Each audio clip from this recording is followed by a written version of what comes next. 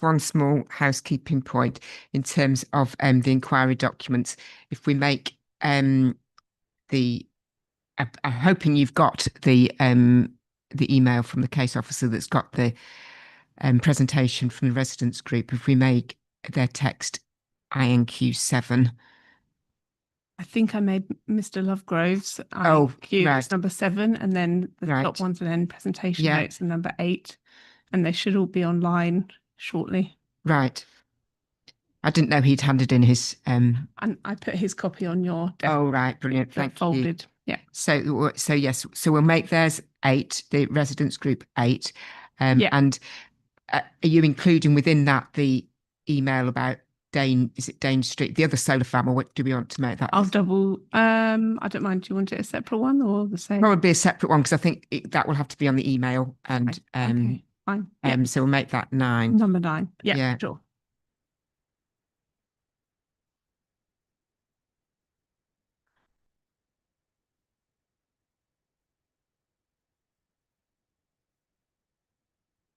So unless there's any other housekeeping, Ms. Osmond-Smith, would you like to introduce your next witness? Thank you very much, ma'am. I will. And hello, Mr. Sharp. Good afternoon. Good afternoon. I'm going to introduce you from your proof of evidence at section 1.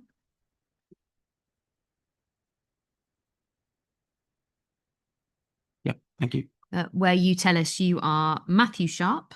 You hold a Bachelor of Arts degree in Urban Studies and Planning and have a diploma in Town Planning from the University of Sheffield. You're a member of the Royal Town Planning Institute, and you've been a board and council member of the National Infrastructure Planning Association, NIPA, since 2015. Yes, that's correct. You're a senior director at Quad, one of the largest independent planning consultancies in the UK with offices in London and Leeds. You've advised private and public sector clients over the last 22 years on a broad variety of infrastructure and renewable energy projects. And you've acted as an expert witness on many occasions for both planning appeals and at DCO examinations. And do any of those DCO examinations concern the delivery of renewable energy projects? Yes, they do. Solar in particular. 1.3, you say you're instructed by the appellant in July 2024 to advise in respect of the appeal. And importantly, at 1.4, you say this, that you have read all of the background information and made inquiries such as you consider necessary to fulfill your duties as an expert witness. The evidence comprises your true professional opinion and is provided in accordance with the RTPI Code of Professional Conduct and the RTPI Practice Advice for Planners as expert witnesses. That's a September 2018 document. Is that all true and correct, Mr. Sharp? That is true and correct. Thank you. That's good. Subject, of course, to correcting errors you spotted and making clarifications to your evidence, which is what I'm going to ask you to do now.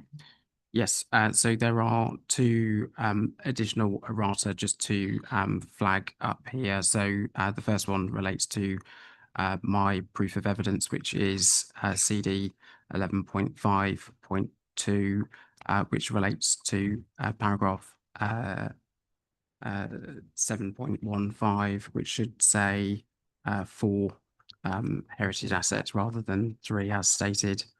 And then also at paragraph 6.4.5, there's an erroneous over, and it should just read approximately in that sentence.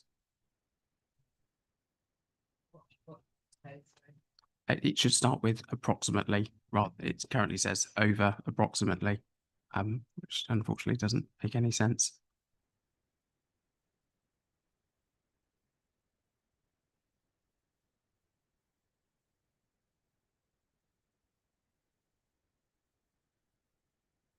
Thank you very much. I want to start with 2 preliminary points then. The first, Mr. Sharp, is are there any outstanding objections from principal statutory consultees in respect of the scheme?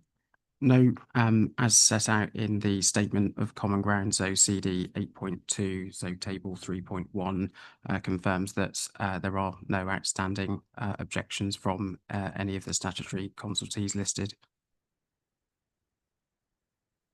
And you've referred to the position in respect of the the scheme not being EIA development. So at the time it was submitted with an environmental statement, and the council subsequently confirmed it's not EIA development. You draw attention to that. Why do you do so? I think the starting point is that the project is at the upper level that can be consented currently through the TCPA regime, and so projects of that scale and nature are anticipated to give rise to adverse environmental effects, and that point is set out within EN1. And so the absence of those significant environmental effects is considered to be, from my perspective, a positive feature of the scheme in terms of how it's been designed and approached from a comprehensive mitigation approach.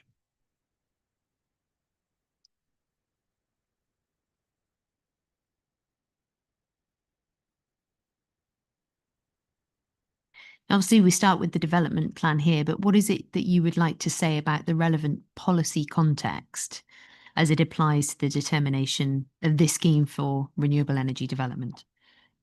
Yeah, so it's helpful to sort of add some sort of clarification to the discussion that was had this morning. I think the key part here is in relation to national policy, trying to understand where does the NPPF cover and where does then the NPS, which sets out specific policy criteria for solar. And so I think it's relevant the degree to which there's, is there overlap between the NPPF and the NPPF and the NPSs? And I think it's clear from paragraph 5 of the NPPF that explains it doesn't seek to duplicate policies covered in national policy statements. It's clear, particularly in the context of the pithy nature of the NPPF that was referred to this morning, that there are some limited references to the policy criteria that might apply to TCPA projects. Those references are limited, and so when looking to understand what is the current government's sort of up-to-date policy framework for large scale solar, I think it's relevant in terms of the policy considerations that are set out within both EN1 and EN3, particularly in terms of how that refreshes the government's approach to some of the key points. And so I think our starting point is that, need for these things has been long established. There are specific sections within EN3 that deal with the design requirements of a solar project, what is an acceptable scheme. There are some really quite helpful points set out within that document. I think it's also relevant to set out that the previous government established the critical national priority. And again, there was reference this morning to the fact that we're below the threshold. The threshold is currently 50 megawatts. We're at 49.9. If we were slightly larger, we would be classified as critical national priority, and the policy criteria set out in EN1 that would apply to that. And I think that's a really quite important point to flag, is that we are so close to that threshold. It's clearly not the intention of government policy to inadvertently create a cliff edge. And so I think it's important to read the two policies together in a graded sense to make sure that we understand exactly how government would like these types of projects to come forward. And should we interpret any of the policy context regarding renewable energy development as being designed to slow down or prevent the delivery of this kind of development? I think sort of two parts to my answer on this is that previous government recognised the urgency and challenge of delivering renewable energy, and so both EN1 and EN3 were delivered by the previous government in an attempt to speed up the planning process. It's clear with the new government since July last year that they've redoubled those efforts and have implemented important and very substantial changes to how policy and the planning process would come forward. And so I think it's clear that there is a, an urgency in terms of how these policies are being approached. We had a look at EN1 this morning. It was in the re-examination of Mr. Hughes, you might recall, and it's section 1.2. So the core document reference is CD 6.2.2. Mhm. And the relevant page is page 6. Yep. And it's the heading 1.2, role of this NPS in the wider planning system. And it's the idea that you can't use the NPS or it has less weight unless there's a vacuum that it's there to fill. And it's by reference to 1.2.2, whether the policies in this NPS are material and to what extent will be judged on a case-by-case basis and will depend upon the extent to which the matter is already covered by applicable planning policy. To what extent does planning policy relating to Town and Country Planning Acts cases deal with renewable and low carbon energy as a critical national priority? Well, at the moment, it's not dealt with, and so that is clearly a gap in how the current policy is dealt with, and so that would be a gap that the NPSs would provide a up-to-date and clear answer to. Now, to be clear, you don't suggest that it applies in the same way that it would as the policy-making framework for a nationally significant infrastructure project. That's right, isn't it? Yeah, correct. It's clearly an important material consideration that needs to be read in a comparable way to many of the other policies of the NPPF, and so where there's a gap or there's no specific policy in national policy, it's clear that the NPS can and does provide clear policy criteria for these types of developments. Thank you very much. Now, the planning application for this scheme was registered and validated by the council on the 5th of January 2023. Yes. It's 2.5 years ago. Yep. Can you help us understand the chronology or the changes in national policy relating to renewable energy since that time and the need for these sorts of projects as we understand it, whether that's changed over the lifespan of the scheme since it's been in the planning system? Yeah, the need and urgency for these types of projects is strengthened, and that's clear in both EN1 and EN3, which both of those documents took effect in January 2024. So after the application was submitted, and so those documents clearly show the step change that's necessary in terms of policy and how those projects are determined, that provide a clear way to ensure that the right development comes forward at the right time. And what has happened since the application was determined that might have a bearing on the way in which the inspector approaches her determination of this scheme in respect of need and policy? So since the application has been determined, there's a couple of key points that have taken place. And so the first one is that there has been a change in government with a renewed focus on delivering net zero, in particular bringing forward the desire to have all of our energy accommodated through renewable energy sources.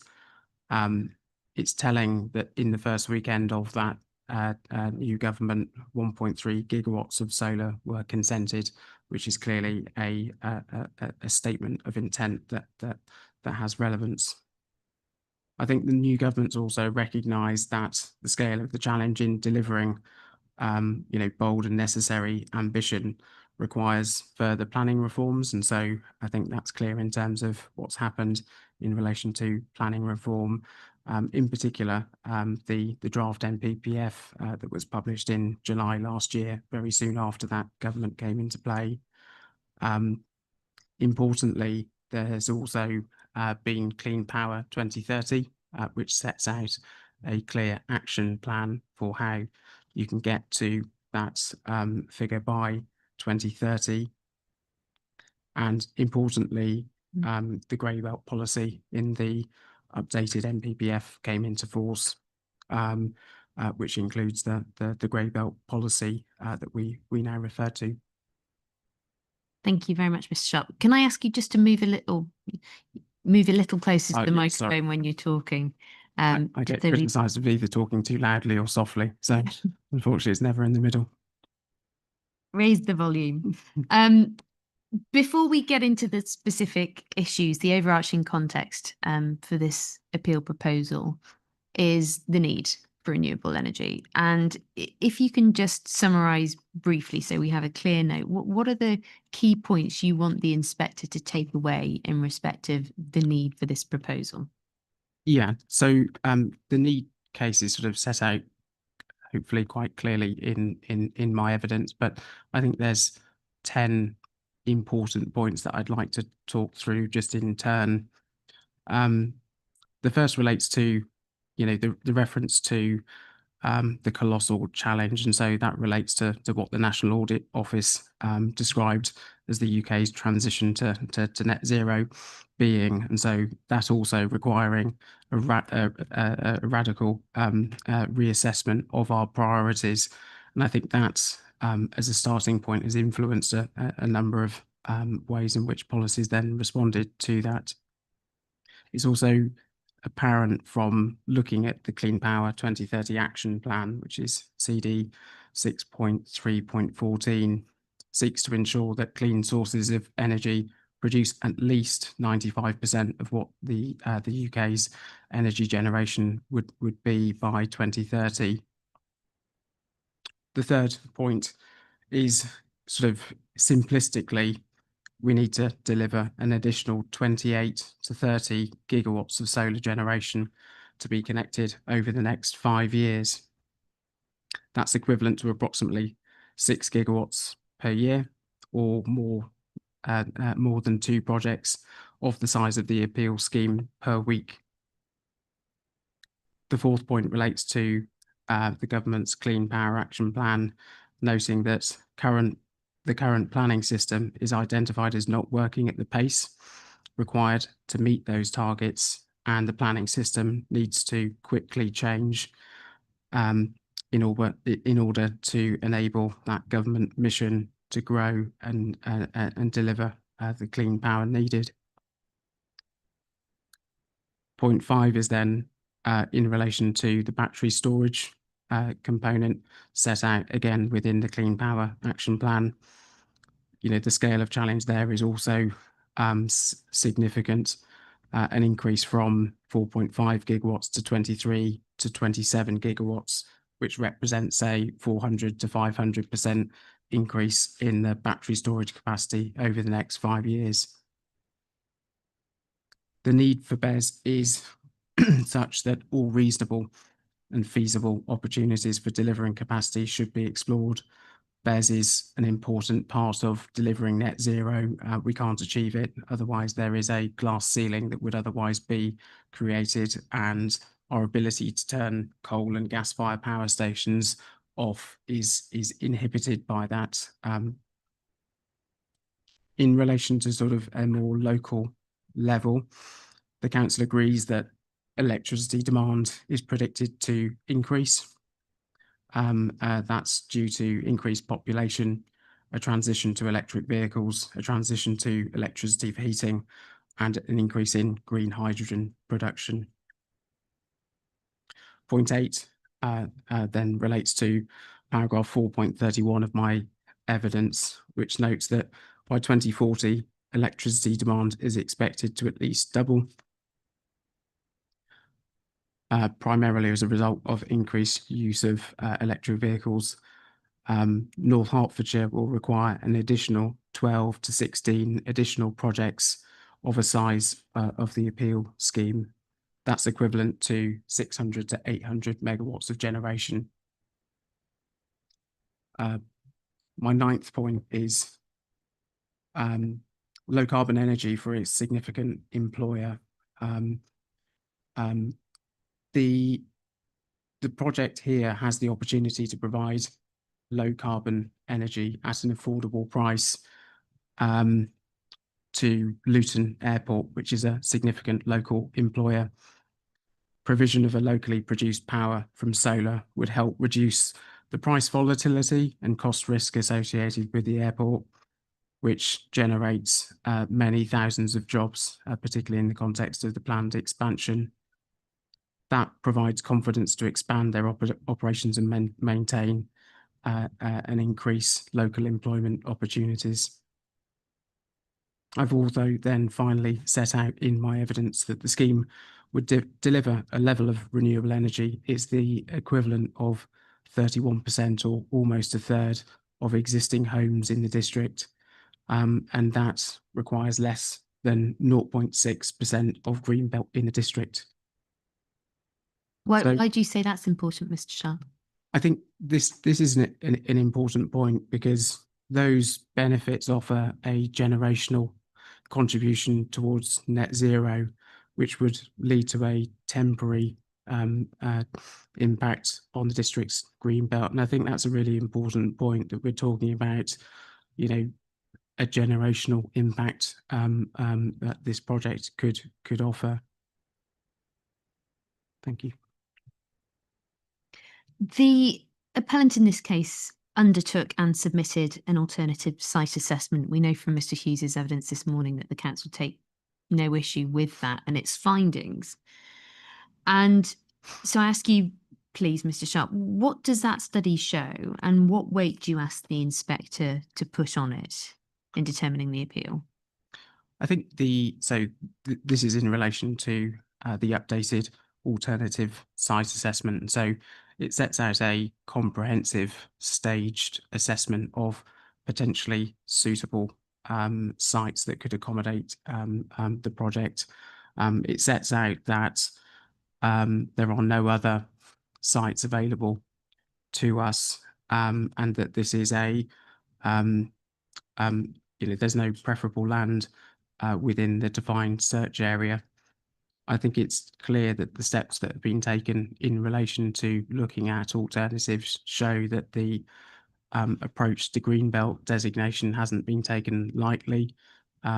It's a reflection that the local authority have no objection to either the scope or findings of that alternative site assessment, which is a demonstration that it's been comprehensive and goes above and beyond what would typically be required for this type of scheme.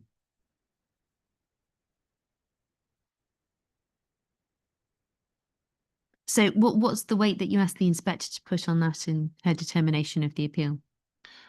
I think it's a very important point, because it demonstrates that some harm to the green belt is necessary and justified. And so I think it has a very important role in the decision-making process, because in order to achieve the scale of to use and to optimize the existing grid capacity in this location, we'll need greenbelt land, because there is no other land available. And so the starting point is that harm to greenbelt is necessary in this instance because of where the existing capacity lies. And so I think it is a very important factor in terms of how we've got to, the location that we're at. So there's harm to the greenbelt is unavoidable if we are to use the existing capacity at the Luton substation.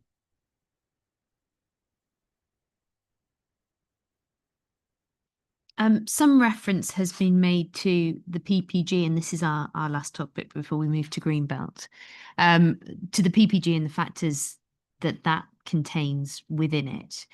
That guidance on renewables is dated 2015. And I want to understand from you the relevance and weight that can be placed on that guidance in the determination of the appeal. Yeah, so as you point out, it's almost, well, in fact, more than 10 years old, and so it's it's not cognizant of the type of solar projects that are anticipated in either the draft NPSs in relation to solar, or the type of solar that's necessary to deliver current government ambition. And so it's clearly been drafted at a point when solar projects being delivered in 2015 were of a much smaller scale. And whilst the title of the section of that PPG relates to, it will include reference to large scale solar, I think in modern terms it would be much more modest. I think Mr. Morris mentioned projects being delivered in that period of being more akin to 10 megawatts, and so in today's terms they would be very small scale solar in the context of what we're trying to do in delivering government policy. Thank you very much. Anything else you want to say before we move to talk about Greenbelt?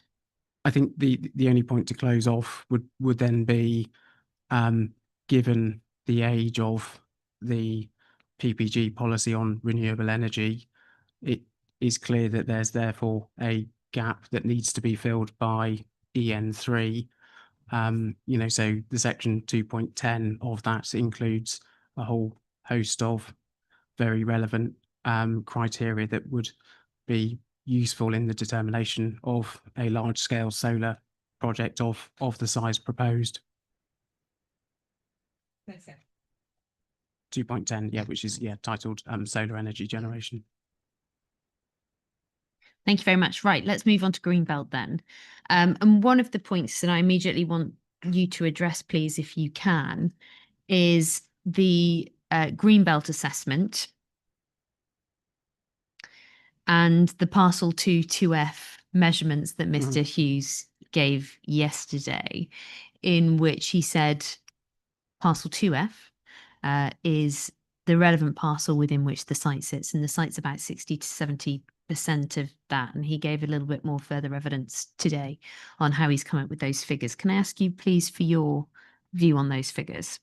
Yeah, so taking 2F to start with, so we've measured the parcel at 180 hectares, which is the same as the figure Mr. Hughes provided this morning.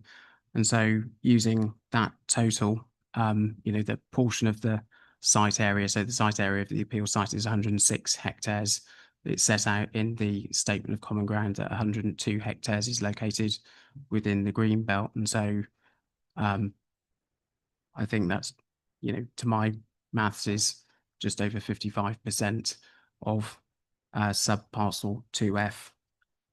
If you were to take the 45 hectare figure, again taken from the statement of common ground, and that's the area where photovoltaic is the area that's fenced, that percentage goes down to 25% of sub parcel 2F.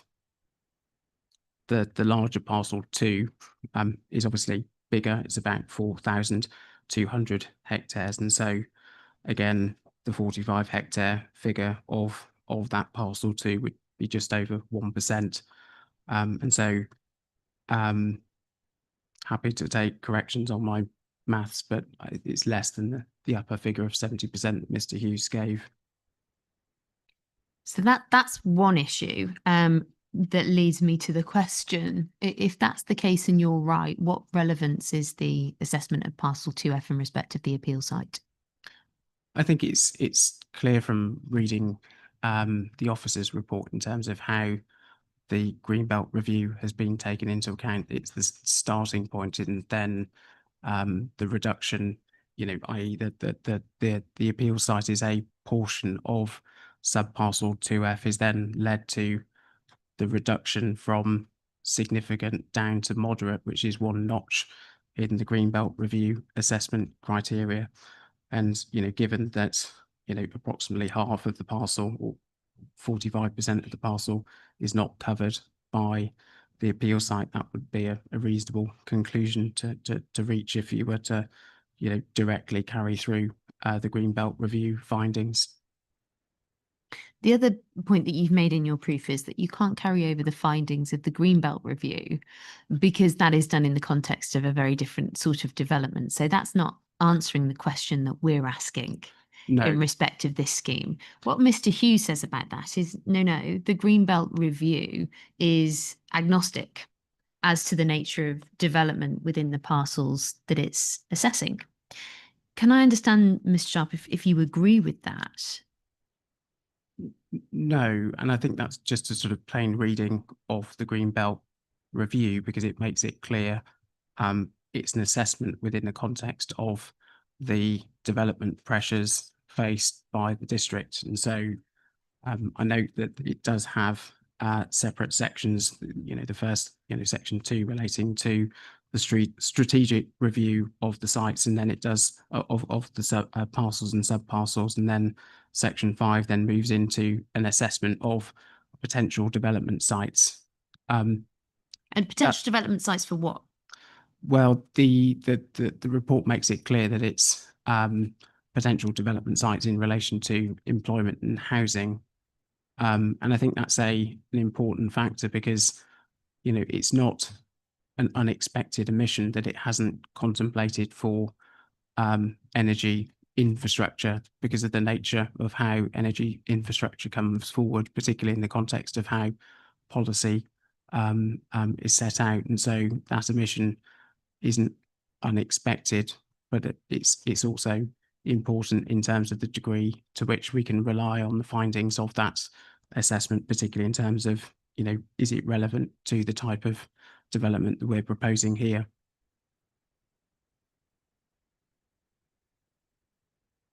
The other point that Mr. Hughes makes that follows on from that is, not only does the council's Greenbelt assessment not have regard to the nature of the development that's being proposed in its conclusions, but that when one is carrying out an assessment of a site against Greenbelt purposes to consider whether or not it meets the definition of grey belt, then that assessment should also be done in ignorance of the type of development that's proposed. Is that a proposition with which you agree, Mr. Sharp? No, it's not. And that's principally because, perhaps this is a unique feature of solar projects. We're talking about a type. Sorry, could you just repeat that? I didn't catch it.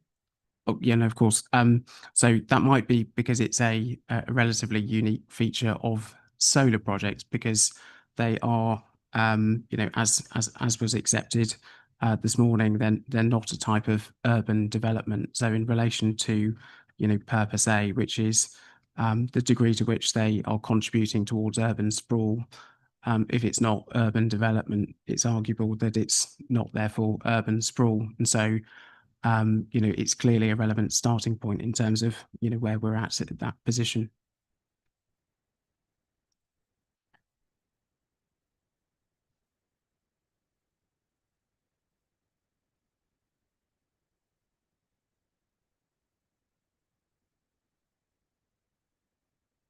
That then leaves open the possibility that a particular piece of land could be grey belt in respect of one type of development and not in another. Do you see any difficulty with that, Mr. Sharp? No, I think particularly in terms of how the definition of grey belt has been defined, and how the criteria in the PPG in relation to grey belt are set out, it's clear that the type of development is a factor. We touched on the point in relation to the definition of grey belt, the second part of it being whether there are strong reasons for refusal, and whether they influence, whether it could be grey belt. And so you need to have an understanding of what the development is in order to understand, does a strong reason for a refusal exist in relation to the footnote 7 points. And so, that seems relevant. It's also clear from looking at the assessment criteria set out in the PPG, particularly the relation to the illustrative criteria that are set out in relation to what might be a strong contribution towards urban sprawl, and the development, and whether that would be an incongruous pattern of development. And you would clearly need to understand the type of development to understand what pattern of development it would lead to. And so, pattern of development layout, different types of development will have different assumptions in those respects. So assuming, or let's proceed on the basis that the inspector doesn't accept our case that this can't be urban sprawl because it's not an urban type of development, and we have to look at then purpose A and the contribution the site makes. Just summarise what your approach has been in respect of ground A and your response to the PPG factors. Yeah, so I think in relation to the specific PPG factors, and so the first one relates to whether the appeal site lacks physical features in reasonable proximity that could restrict and contain development. We've touched on this morning that the local plan, which is CD 4.1, so paragraph 4.65, sets out how the boundary of that revised greenbelt boundary was defined, and it makes clear that it used strong features to provide a clear defensible boundary for that, which to me would suggest that the boundary of the appeal site must therefore share those same features that were used as part of the local plan greenbelt release process. Similar features that lie on the south and east of the site also have the same properties, and so I think it's clear that it's a reasonable conclusion to say the boundary of the appeal site does have those physical features that would restrict development, particularly in the context of what we're talking about.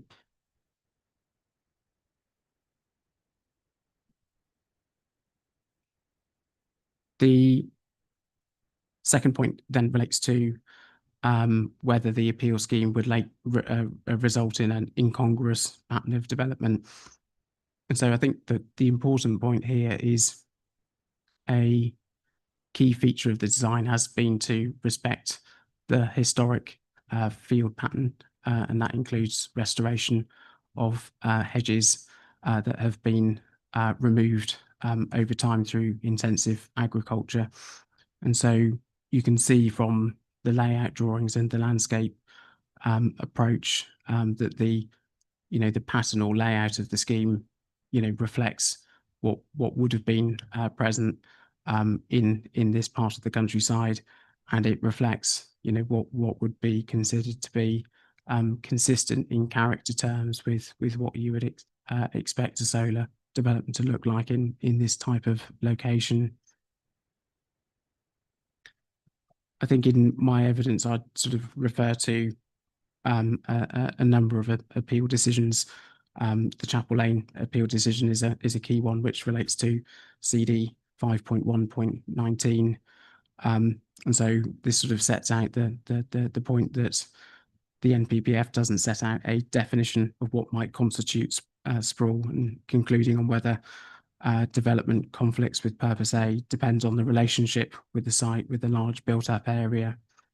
And so here we've obviously got a site that's located away from the large built up area, and it shares many of the features that Chapel Lane decision indicated. And so the conclusion set out in my evidence, I think, is consistent with those appeal decisions in relation to how purpose A can reasonably be interpreted.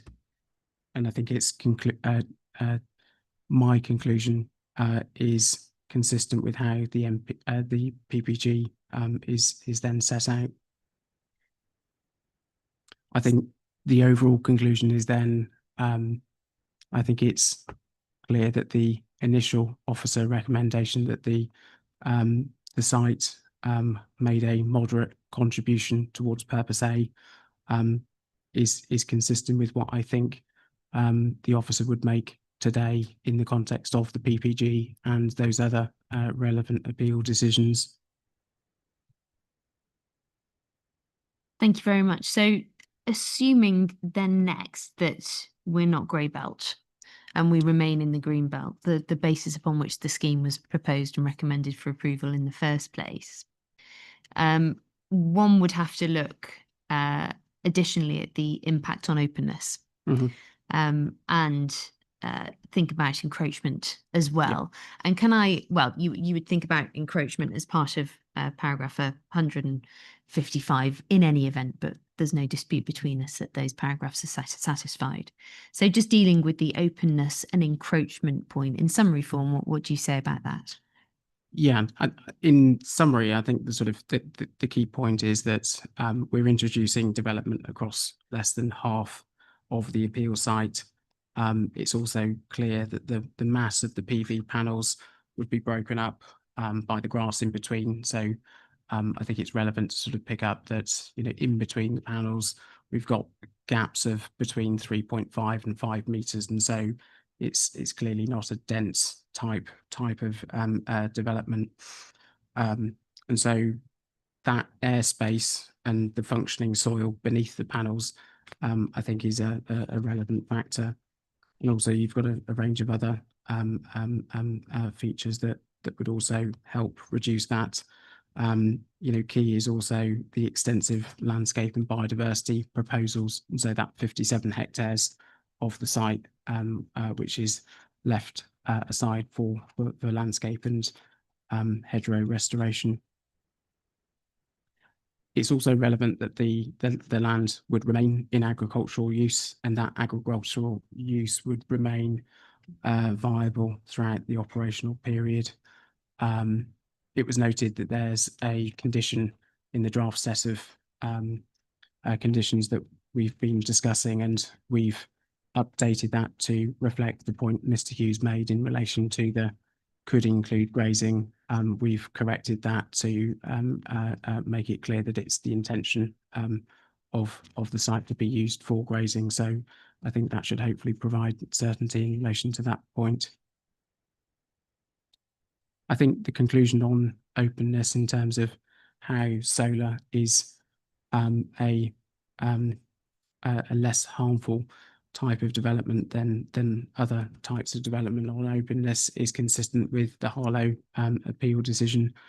And I think the proposal would significantly diminish, would not significantly diminish the openness of the Greenbelt from a spatial perspective.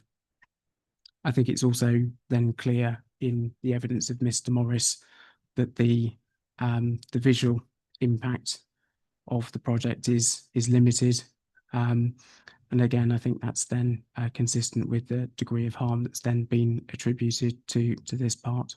Do you mean limited in a spatial sense, or do you mean, and by which I mean geographical, not spatial? Geographical, yes. Geographical, so, yeah. I think the principal impacts relate to receptors within the site or those within 500 meters or so. I think there was reference to one or two of the receptors being up to a kilometer away, but I think in terms of the scale of the site, that can be reasonably considered to be a limited geographic zone of influence for a project of this type.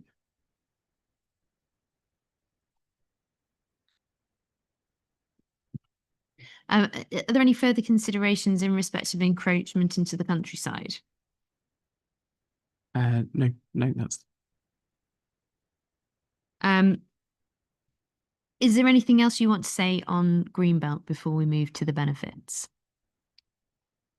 No. Okay.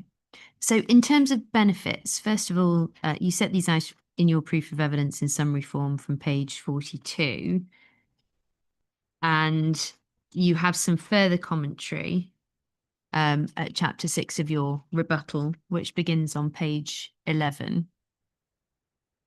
Now, I'm not going to ask you to go through all of them. We know where the big differences between you and Mr. Hughes are, and I'd like you to address those, please. The first is the amalgamation of renewable energy benefits, as you put it in your rebuttal proof of evidence.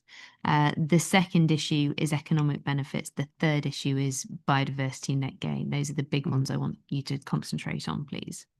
So I think the starting point in terms of the amalgamation of benefits relating to renewable, I think my position is sort of relatively simple one, which is we are we're an energy infrastructure project. there are different policies that apply to different types of projects. A solar project will have different benefits to, for example, a gas power station. And so the benefits that I've listed, sort of start with what is the total generating capacity of your energy generation project. That helps us understand our contribution towards the total renewable energy requirement to hit net zero. So that feels like a sensible starting point.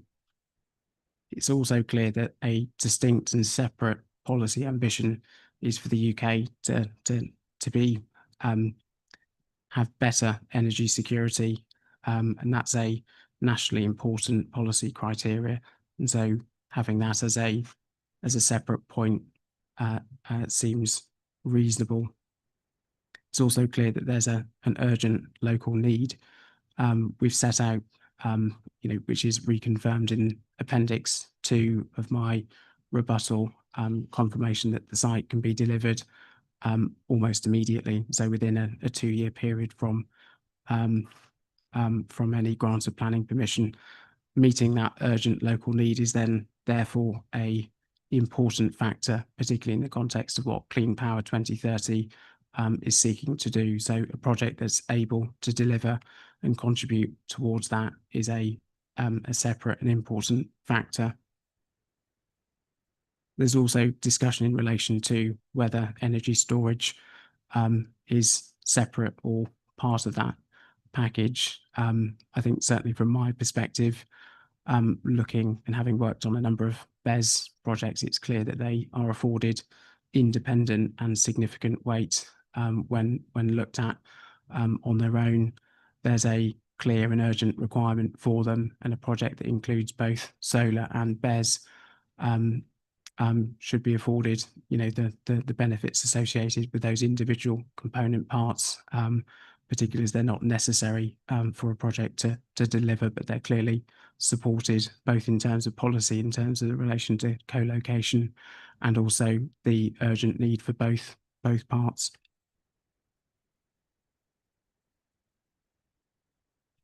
The next point then relates to the economic benefits associated with the project. I think it's important to note, so CD 1.10 relates to the economic impact assessment undertaken in support of the planning application. That sets out an assessment of the economic benefits of this project in this particular location. It's noted that there's no suggestion that the conclusions of that assessment are contested, and it's clear from the officer report, so paragraph 4.18.34 makes it clear that it was considered that the assessment and contribution of the project made a strong case for economic benefits of the scheme. I think it's also clear in the context of the local policy support for this type of project. There's a number of references to the role clean power has in supporting economic development in the local area. So that's explicitly through the local economic partnership. References are set out within the economic impact assessment submitted as part of the application.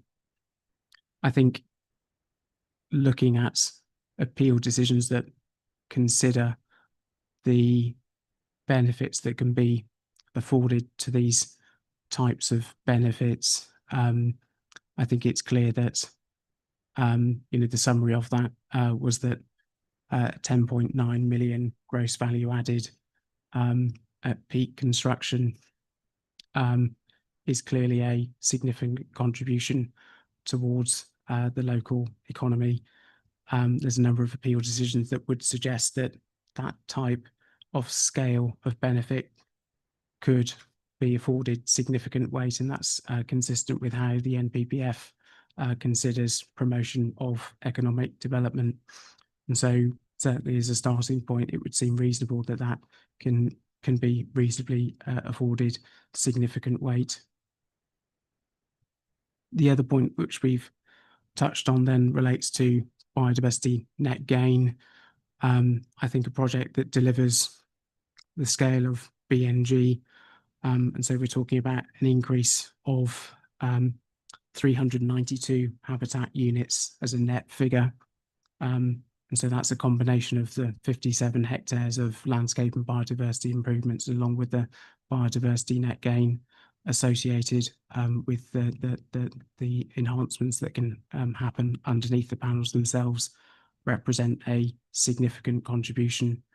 And again, particularly in the local context, there's a ecological emergency that has been declared, contributing a scale of biodiversity improvements of this scale is clearly significant at a local level.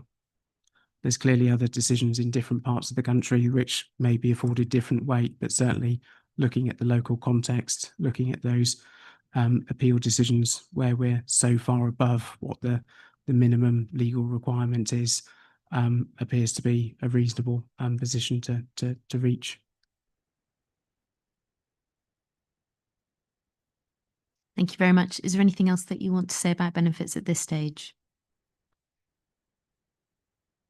No, I think that all of my points. Thank you. Okay, thank you very much. So we know essentially then where you come down on your planning balance, and summarising that, it's if it's grey belt, permission follows. If it's green belt, the benefits are such that they clearly outweigh the harm to the green belt and any other harm such that very special circumstances arise and permission should follow.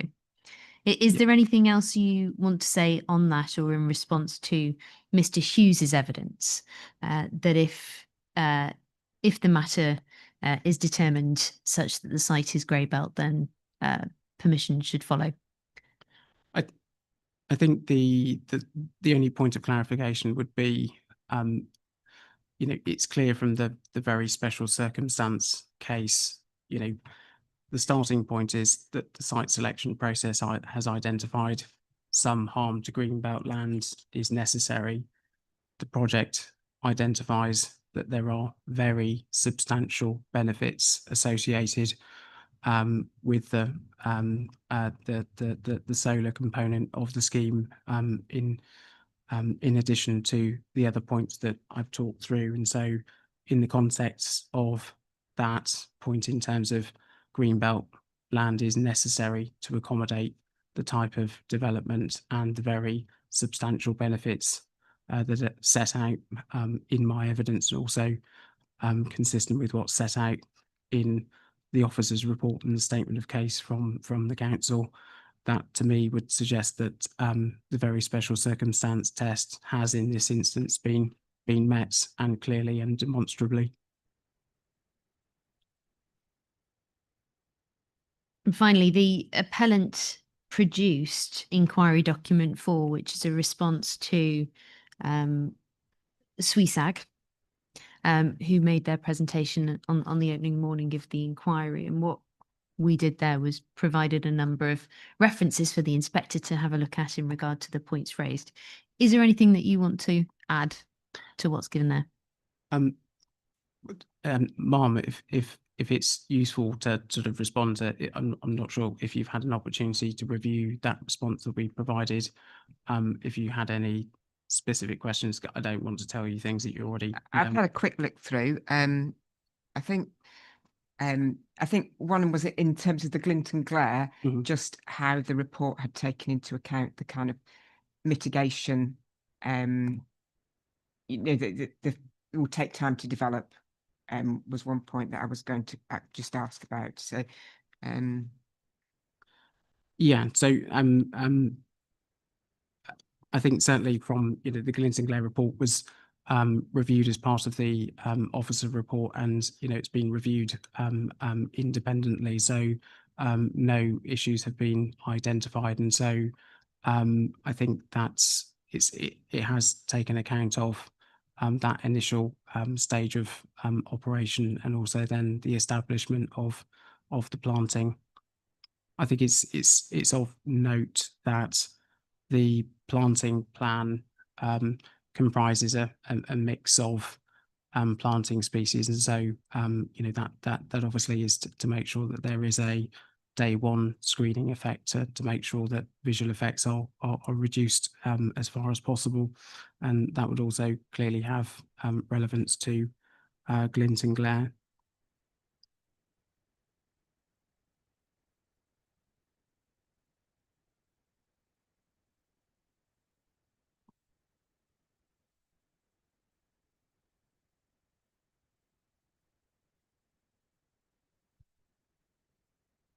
Yeah, that was it. The only specific question I had arising from from that and from what you'd already produced. Okay, great, thank you. Thank you. Well, those are my questions for Mr. Sharp for now. I'll hand you over. Thank you. Thank you. You're well under time. And so, Miss Daly, so we've been going about an hour. So if we have a break, say about 3/4 of an hour, something like that, and then come back, that'd be helpful. Yeah, please do remind me if I forget. Right, yes. Lose track of time. Yeah. Thank you. Should we go through the documents? Yeah, that would be great. So the MPPF CD 6.2.1, the MPPG on renewable and low carbon energy CD 6.2.12, the MPPG on green. Sorry.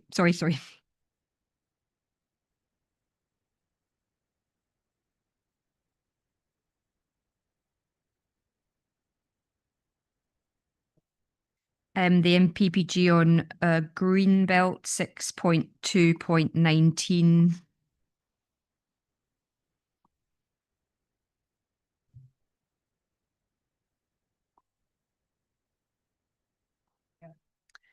EN1 CD 6.2.2.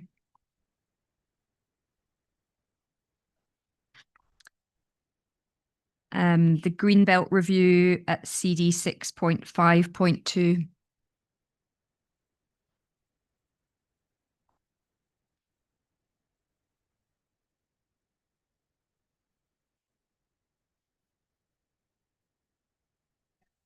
And the 2018 update at CD 6.5.3.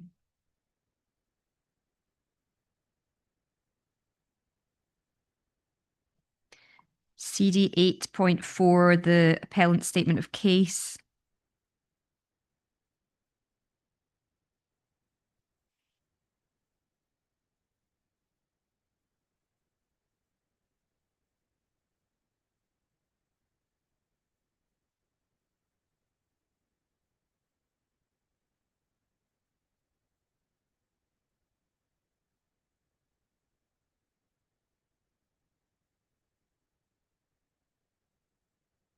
And the statement of case addendum at CD 8.3.3.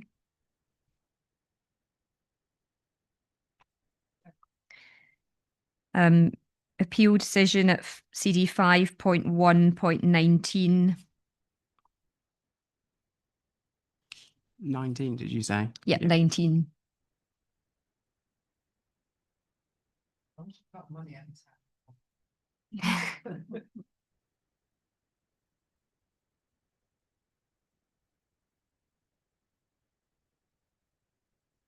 And CD 5.1.20.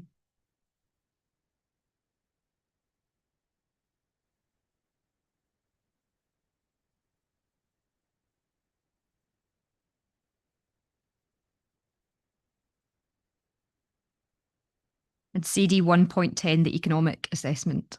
Yeah.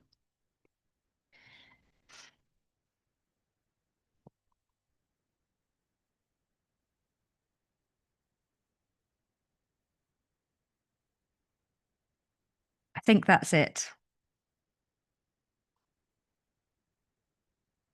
Shall I begin? Good afternoon, Mr. Sharp. Good afternoon. Just by way of a few preliminary matters, you were instructed in July 2024 at the point at which the appeal was refused. That's right, isn't it? Yes, that's correct. And in terms of your involvement since then, am I right in understanding that you were the author of the statement of case Yes, that's correct. and the statement of case addendum? Yes, that's correct. And you've obviously, well, I would hope you've drafted your proof of evidence as well. I have save for some input on formatting, but in terms of I'll forgive you that. Fine, okay. Let's turn then to the approach and policy and guidance. And can we turn up the MPPF first of all? So CD 6.2.1. Page PDF page 42. Section 13, protecting greenbelt. Yep, I'm there.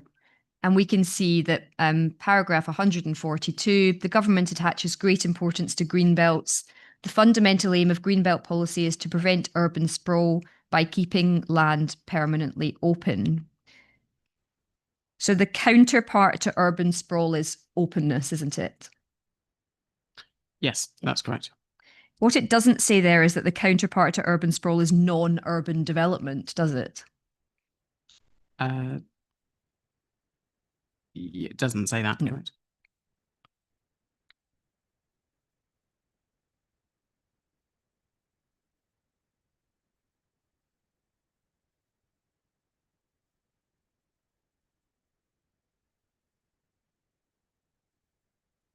And when we go down to PDF page 44,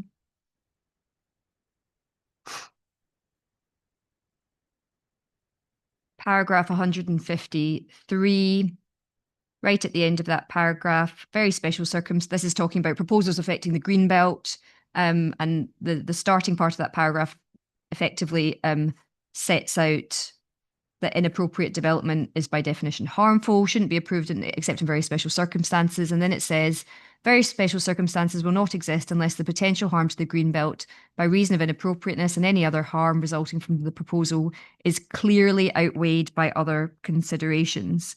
So the policy slant or the policy tilt is telling the decision maker that where you've got inappropriate development in the greenbelt, the potential harm must be not marginally, but decisively outweighed by the benefits. You agree that? Yep. Yes, that's what the policy says. Yep.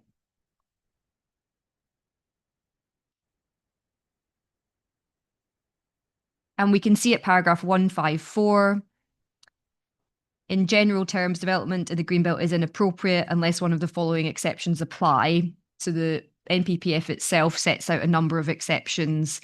One of those, paragraph 154H, is mineral extraction, but only in circumstances in which that development preserves openness and doesn't conflict with the purposes of including land within it.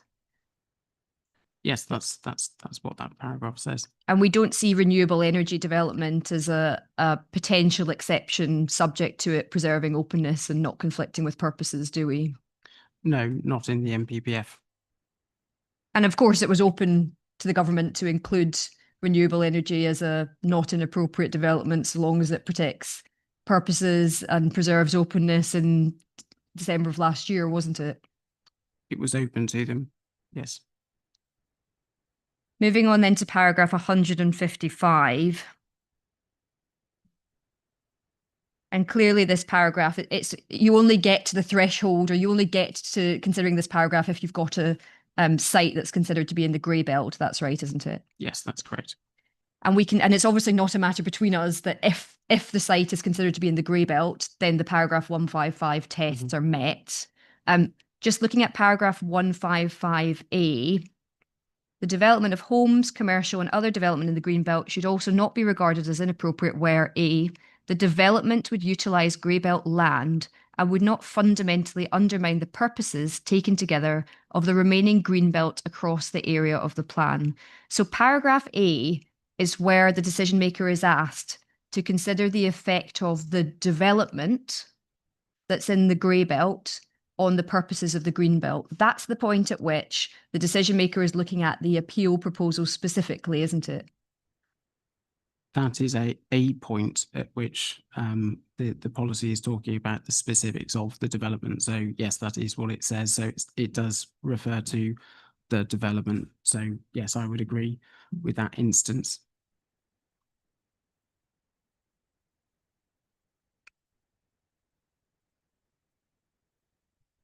Thank you. Let's look at the glossary. So page 73. This is where we see the grey belt definition. Yeah. And Okay. it says, for the purposes of plan making and decision making, grey belt is defined as land in the green belt comprising previously developed land and or any other land that in either case does not strongly contribute to any of purposes A, B, or D in paragraph 143. So that first sentence refers only to the land, not the appeal proposal that's before the particular decision maker or the allocation that might be made in a plan making stage. The first part, you are correct. The first Yeah. part does just relate to the land. The clarification here would clearly be, when reading a definition, you would be encouraged to read the full definition before reaching a conclusion. So the second part, particularly in relation to whether potential grey belt land would then affect the assets in footnote 7, clearly then requires an understanding of what type of development is envisaged, because you couldn't otherwise reach the conclusion in that second part of the definition. Yeah, so the first part is about land. The second sentence, grey belt excludes land where the application of the policies relating to the areas or assets in footnote 7 would provide, other than green belt, would provide a strong reason for refusing or restricting development. So that second sentence is effectively providing an exception or a potential exception to the definition of grey belt, isn't it? It's an exclusion if your provisional grey belt includes land that would fall foul of the assets listed at footnote 7. So it's a exclusion rather than an exception. Yeah, well, I think it comes to the same thing.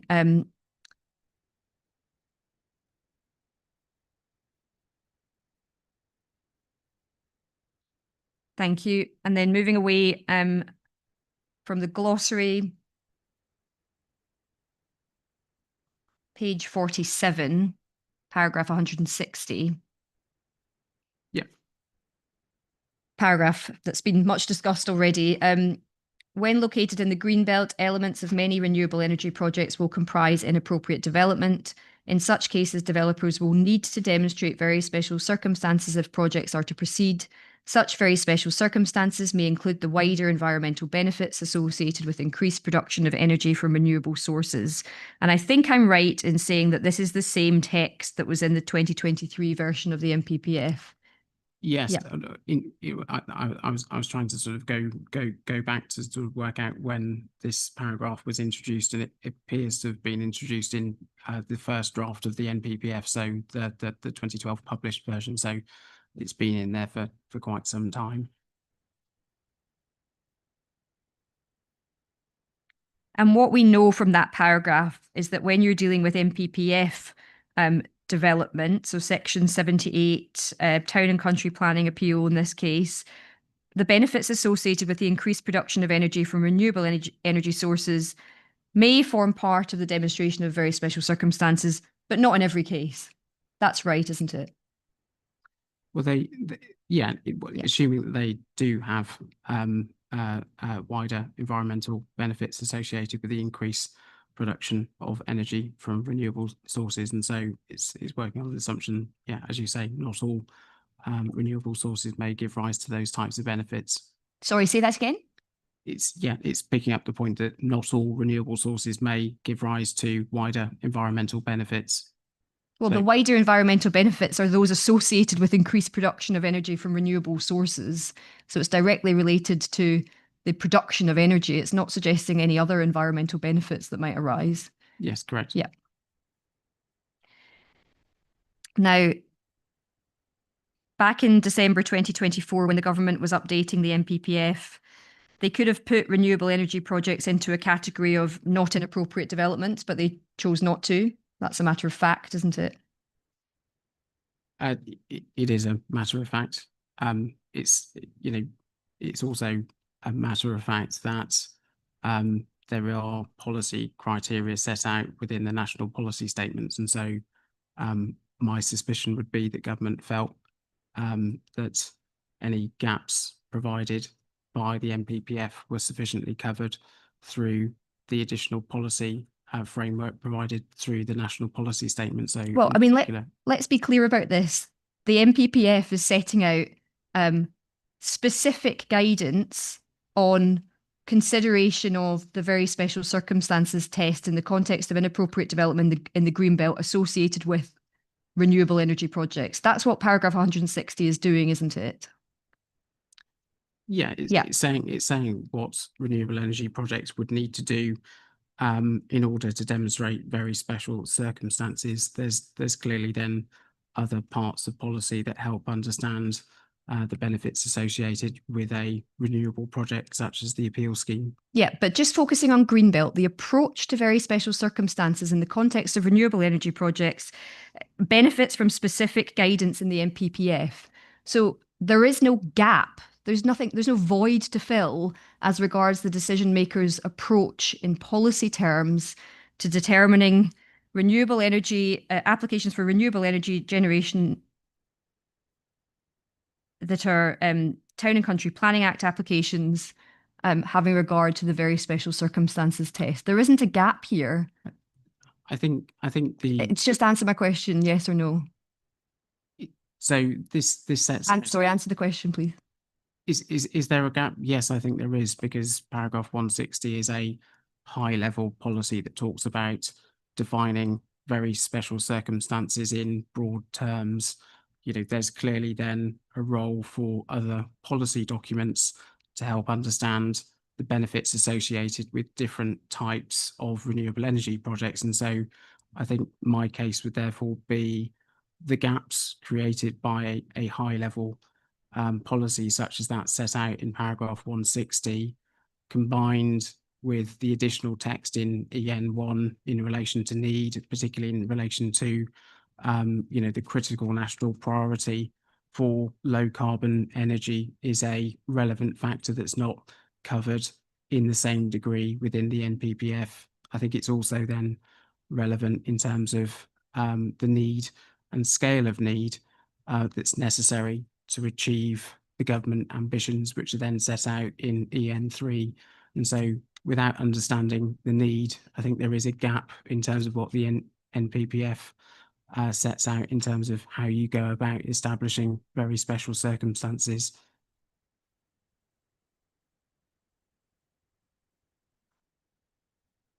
Okay, and the NPPF, it could have, the government at the end of the last year, they could have inserted a amendment or a change to the policy that said that the benefits associated with increased energy production are likely to constitute very special circumstances, but they didn't do that either, did they? I think, Just yes or no, first of all. No, they didn't do that. And they could also have chosen to use the formulation that's found in the national policy statement regarding critical national priority infrastructure and said that effectively there's a presumption that the very special circumstances test will be met for such infrastructure. But again, that's not what the update in 2024 did to the NPPF, is it? No, but that's in the context of what EN1 already says in relation to this point, which is projects below the threshold, the national policy statements can be a relevant material consideration. And I think it's also then clear in terms of what we've discussed earlier on today, that the closer you get to that threshold, the more important those NPSs are, particularly in terms of demonstrating the need and critical national priority of some of these projects, particularly where you're at or below that threshold. Well, let's take up the NPS then, because I don't accept that that's what it says. We're at CD 6.2.2.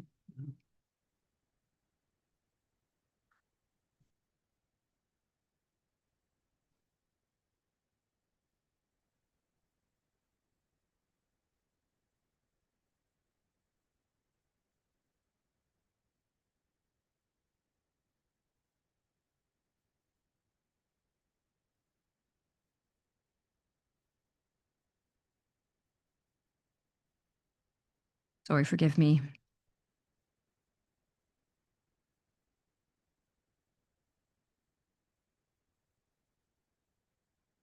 Yep, 6.2.2, PDF page 6, paragraph 1.2.2.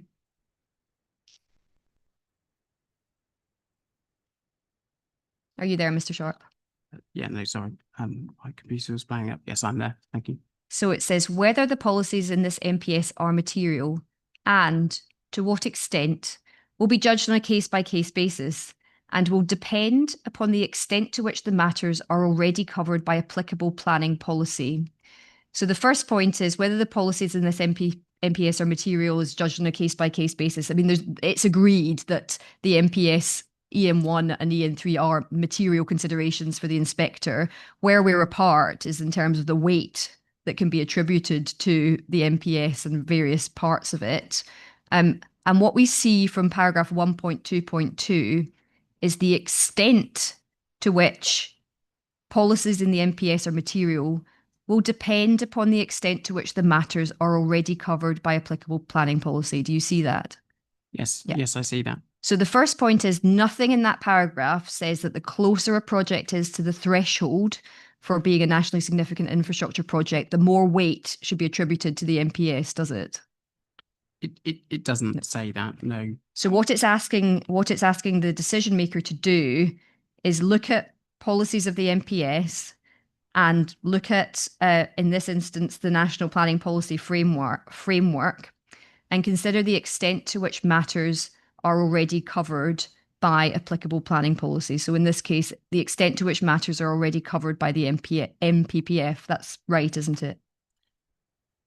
Yes, in terms of understanding the degree of overlap, I think just reference to my earlier response, certainly from my reading of both documents, the MPPF deliberately doesn't overlap with policies set out within the national policy statements.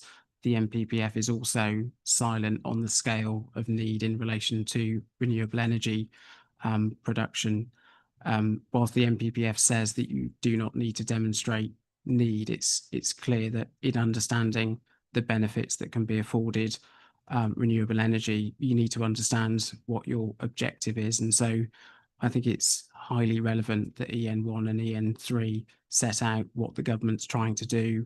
A project that is as large as it can be in the TCPA is clearly going to have a contribution that's comparable, although less than a project that would be at the NSIP threshold. And so given that we're so close, it would be, in my view, quite unusual to disregard wholesale the policies set out within EN1 and EN3. Well, it's not the council's case that the policies should be disregarded wholesale.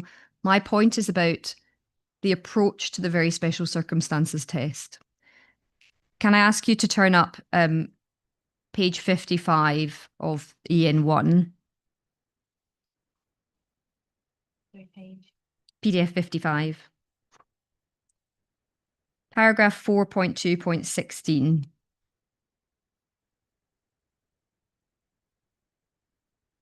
Are you there? Yes, I am. Thank you. And it states the Secretary of State will take, and this is in a section about critical national priority infrastructure. And it says the Secretary of State will take, and sorry, just to be absolutely clear, the critical national priority is for low carbon infrastructure. That's what critical national priority policies relate to, isn't it? Yes, Yeah. That's correct. That's what the policy relates to. And going back to 4.2.16, as a result, the Secretary of State will take as the starting point for decision making that such infrastructure is to be treated as if it has met any tests which are set out within the MPSs or any other planning policy which requires a clear outweighing of harm, exceptionality, or very special circumstances. 4.2.17, this means that the Secretary of State will take as a starting point that CNP infrastructure will meet the following non-exhaustive list of tests. Bullet point 1, where development within a green belt requires very special circumstances to justify development. So what the MPS is saying is that where you've got critical national priority infrastructure that falls within the definition of an NSIP, the starting point is that development within the green belt will have met the very special circumstances test. That's what the MPS is saying, isn't it? Yes, that's what it says. And we know that the MPPF, in relation to the very special circumstances test for renewable energy development, is saying something different. It's saying that very special where you've got a renewable energy project, very special circumstances may include the wider environmental benefits associated with increased production of energy from renewable sources. It's not saying that a decision maker takes as their starting point that the very special circumstances test will be met, is it? No, but the No. qualification to that would be the gap provided by paragraph 160 of the NPPF is clear that it's not possible to understand the scale of the challenge in terms of, you know, the need for solar. And so I think in that instance, it is relevant to understand how the very special circumstance case for your, you know, a specific type of project can be brought forward within the context of what that government policy is. And so I think it is relevant to sort of understand, you know, the need case to a greater degree than what is set out within the MPPF, because as paragraph 160 says, you may include the wider environmental benefits associated with the generation of renewable energy if the position is that we shouldn't be relying on the policy support set out in EN1 and EN3 and then clearly what's set out further in other related documents like Clean Power 2030. You know, that can't be the intention of how government wanted those policies to work together in a comprehensive, rational way. This isn't a question about clean power. This is a question specifically.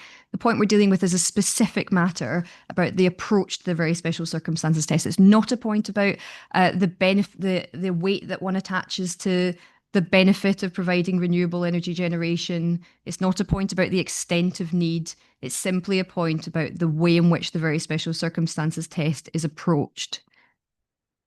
And it's just not right to say that the issue of the approach to be taken to the very special circumstances test is something that isn't covered within the MPPF, because it clearly is, isn't it? It's covered at high level. And so the gap is then the types of considerations that could be taken into account when putting together your very special circumstance case. And so that shouldn't be a particularly controversial point. You know, it's clearly set out within those policy documents in terms of why these types of projects are important, and that is clearly a sensible starting point to put together, you know, a very special circumstance case to understand what does government want in relation to these types of projects and the degree to which we contribute to those.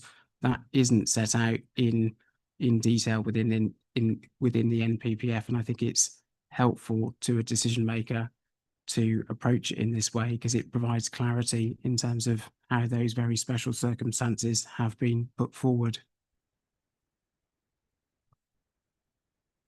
Fine. Okay, I think I'll leave it there. CD 6.2.12, the MPPG on renewable and low carbon energy.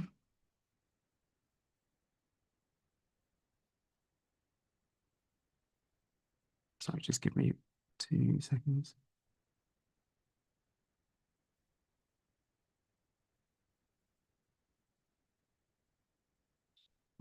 I did open it, but it's the PDFs aren't called the right.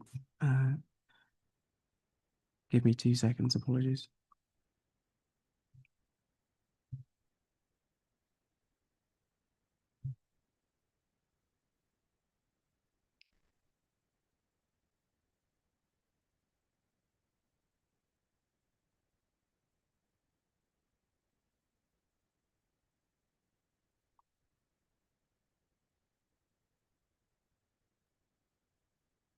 Yeah, sorry, I'm there. Thank you. PDF on page 1, going over to page 2, we've got a section entitled "Why is planning for renewable and low carbon energy important?" And we can see when we look at just the start of page 2, Planning has an important role in the delivery of new renewable and low carbon energy infrastructure in locations where the local environmental impact is acceptable. Do you see that? Yes. And then paragraph, if you go down to the bottom of page 2, PDF page 2, the National Planning Policy Framework explains that all communities have a responsibility to help increase the use and supply of green energy, but this does not mean that the need for renewable energy automatically overrides environmental protections and the planning concerns of local communities. Do you see that? Yes, I do. And that particular sentiment is repeated again at PDF page 6.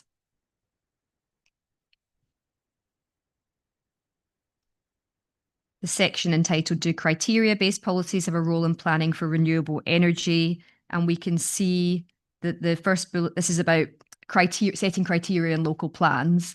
We can see the direction to local authorities in shaping local criteria for inclusion in local plans and considering planning applications in the meantime. It's important to be clear that bullet point 1, the need for renewable or low carbon energy does not automatically override environmental protections. Do you see that? Which paragraph was that? Sorry. Sorry? Which paragraph were you? We're in PDF page 6. Yeah. Thank you. Yep. Yeah, no, I can see that. Yeah. And then PDF page 8, paragraph 10. Renewable, paragraph 10. Renewable energy developments should be acceptable for their proposed location. Do you see that? Yes, I can see that. So, the first point, I mean, the government's able to update the national planning practice guidance whenever it wishes to. In fact, sometimes it does it at the dead of night. So it could do that at any time it wanted, can't it?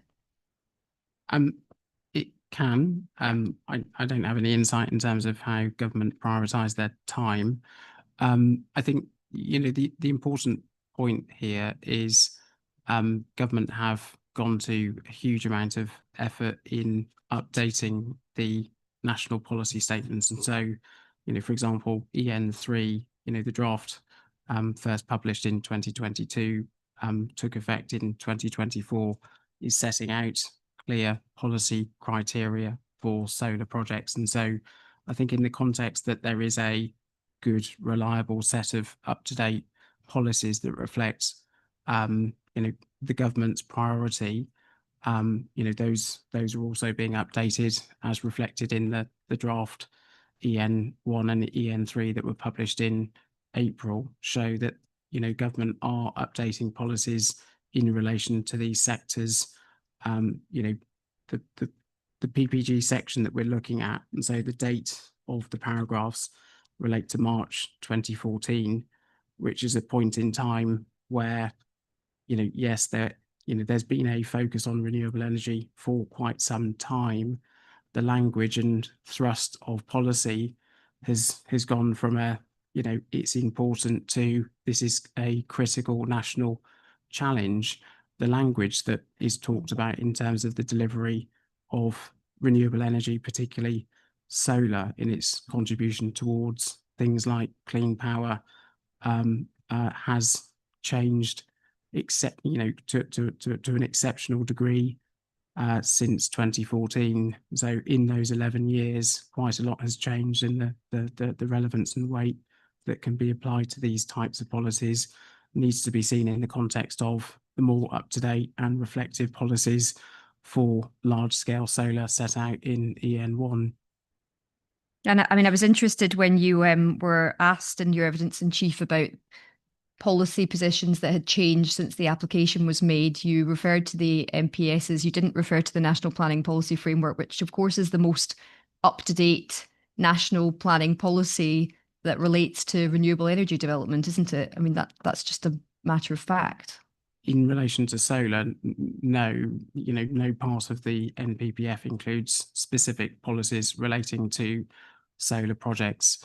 If you take the time to look at the differences in EN1 as published in 2024 and the draft version published in April 2025, you can see, the policy position is consistent with what was set out in 2024. The change in emphasis is picking up on some of the findings of Clean Power 2030, which is we're not where we should be. We need to redouble efforts in delivering projects such as the appeal site. So am I right in thinking your position is that because the NPPF doesn't disaggregate renewable energy, references to renewable energy by reference to solar specifically, you consider the MPS to be the relevant policy for the inspector to consider in this appeal? Is that what you're saying? My position is that if you're looking to, if a decision maker is looking for what are the relevant policy criteria for a type of development, and there is a recently published national policy statement on renewable energy, which includes a specific section on solar, then that is clearly a relevant material consideration in the decision-making process. It provides clear policy criteria for those types of projects, which are very relevant. It doesn't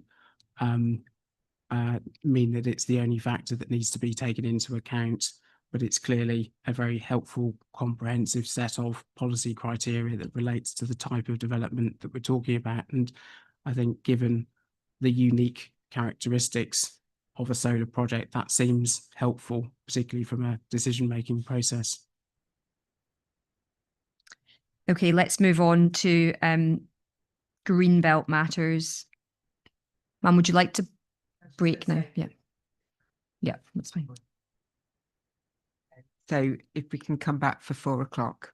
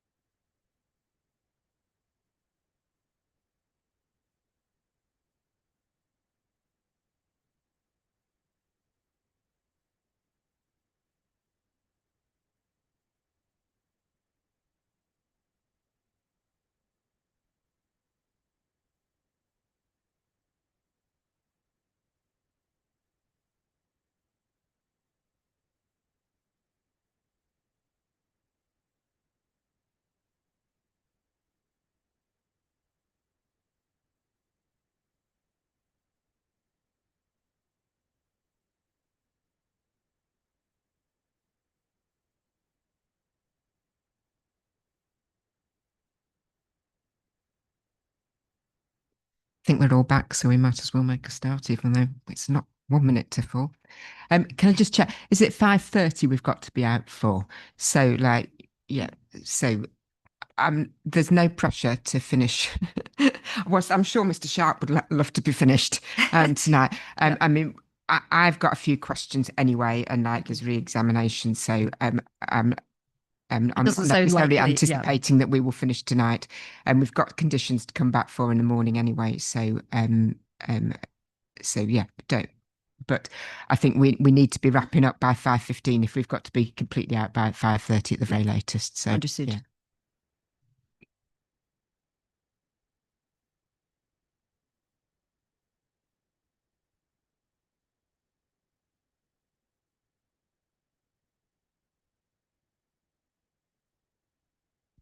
Sorry, sorry to look away from you, ma'am.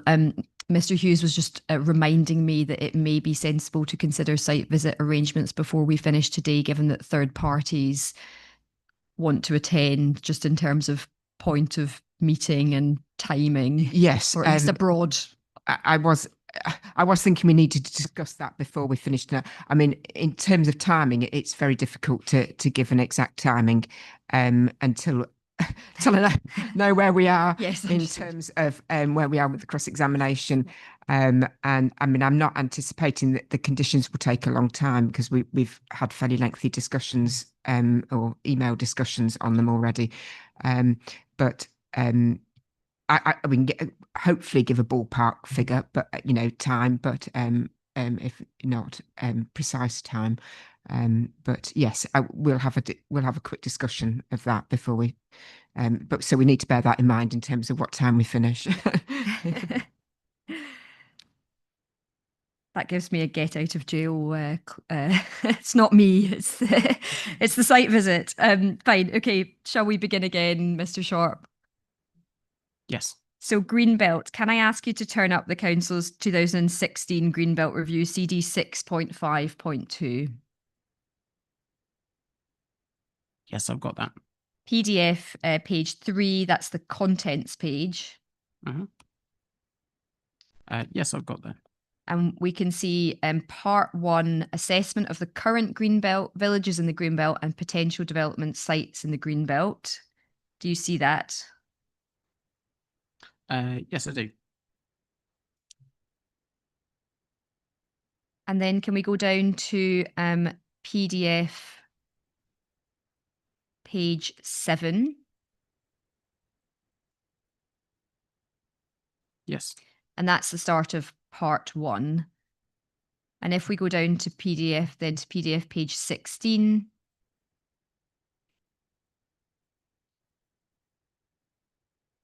Yep. Paragraph 2.4.3 at the bottom of the page. It talks about assessment against Greenbelt principles. And it says, in the absence of detailed guidance, the following methodology based on good practice from other similar reviews has been used. And we can see in terms of Greenbelt assessment criteria, table 2.2, in relation to Greenbelt purpose, to check the unrestricted sprawl of large built-up areas. The criteria that was used in the assessment is what role does the land play in preventing the spread of development outwards from larger settlements? Do you see that? Yes, I do. And it's a matter of fact and is common ground that grey belt didn't exist at the point at which this green belt review was undertaken. So of course it couldn't have considered grey belt. That's right, isn't it? Yeah, that's correct. Okay, then moving on, can we look at PDF page 17, the next page? Yep, Section 2.5, assessment existing greenbelt. Table 2.4 sets out the assessment of the existing greenbelt by purposes and provides an overall evaluation of their contribution based on these purposes. And then if you go down to PDF page 18. Sorry, my page 17 didn't say that. Which? How strange. Is that page, paragraph 9? It should be paragraph 35. Okay, page 17. Yeah, Okay. PDF page 17. I'll find paragraph 35. How strange. Would you mind just showing me what you can see? Yeah. The appellant seems to have written their own Okay. Greenbelt review. different version of the That's a same. new one for on me. So this is page 17 on ours.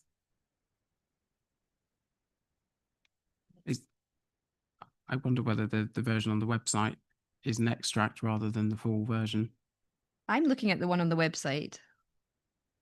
Yeah, I'm wondering whether the one on the inquiry website is No, it's the full an thing. extract rather than the full. 160.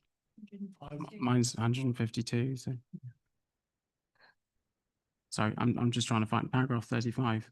This is after all the colourful tables. No, it's before the tables. Okay.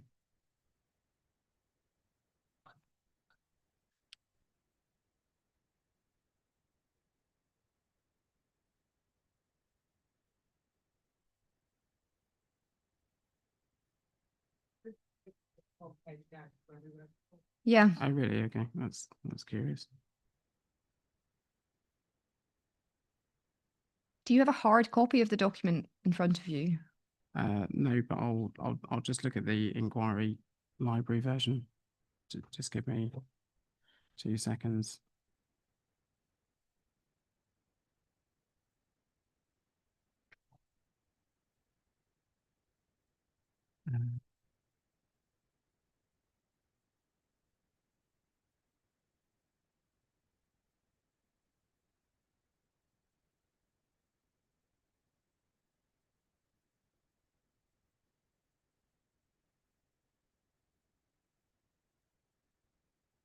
Oh yeah, I can see that. Assessment of business. Okay, that's absolutely baffling. I've got no idea what's happening. Okay, so can you now see PDF page 17, paragraph 35? Yes, we are on the same Okay, page. good. Quite literally. Table 2.4 sets out the assessment of the existing greenbelt by purposes and provides an overall evaluation of their contribution based on these purposes. You do see that, don't Yes, you? yes, I can see that. Yeah. Good. Okay. And then if we go down to the next page, PDF page 18, I'm hoping you've got table 2.4. Yes, I do. Okay, good. We're using exactly the same PDF now, so Okay, fine. We shouldn't have any more trouble. And we can see actually on that page the strategic parcel 2, which is described as Lily Bottom. And in terms of the review's assessment of that area of land against the purposes, checking unrestricted sprawl, we see 3, which signifies, if you look at the key above, land making a significant contribution to Greenbelt purpose.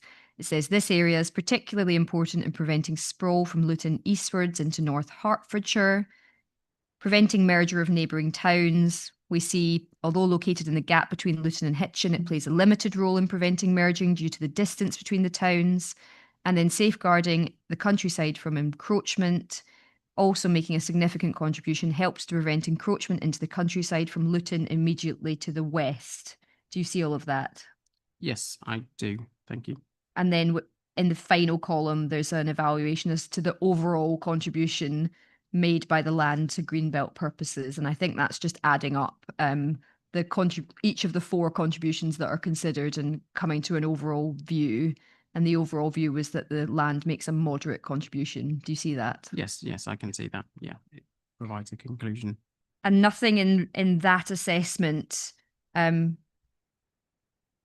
relates to a particular form of development being proposed on that larger land parcel, does it? That particular row doesn't make reference to a particular type of development. Different parts of the review do refer to those types of development considered, but yes, I can see in the table. No, it doesn't. Okay, and then we go to PDF page 33. Mm-hmm.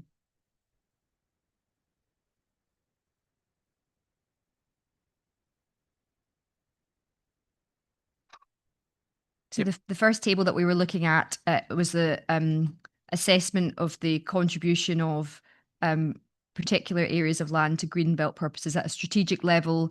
And then this page 33 is entitled Refined Review of the Greenbelt in North Hertfordshire. And we can see in the map that it's separated Area 2 into a number of sub-parcels. Yep, I can see that.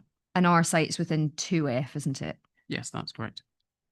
And then we go down to the next page and we've got another table. Greenbelt Review Assessment Matrix dash existing Greenbelt subparcels. And if we scroll down to page 37, we can see there the assessment of the contribution that the land parcel 2F makes to Greenbelt purposes. And you can see in relation to checking up the unrestricted sprawl, parcel is important, along with adjoining 2C and 2H and containing the eastern settlement edge of Luton. We can see that that assessment considers 2F to play no role in preventing merger.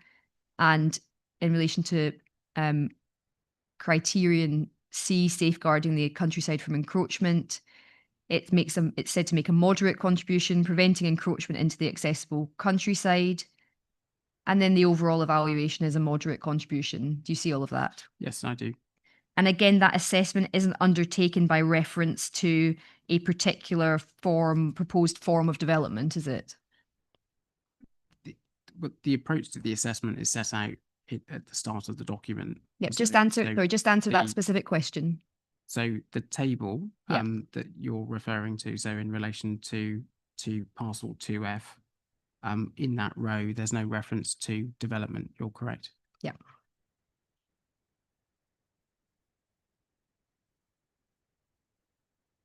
And then if we go down to page 99 in the document,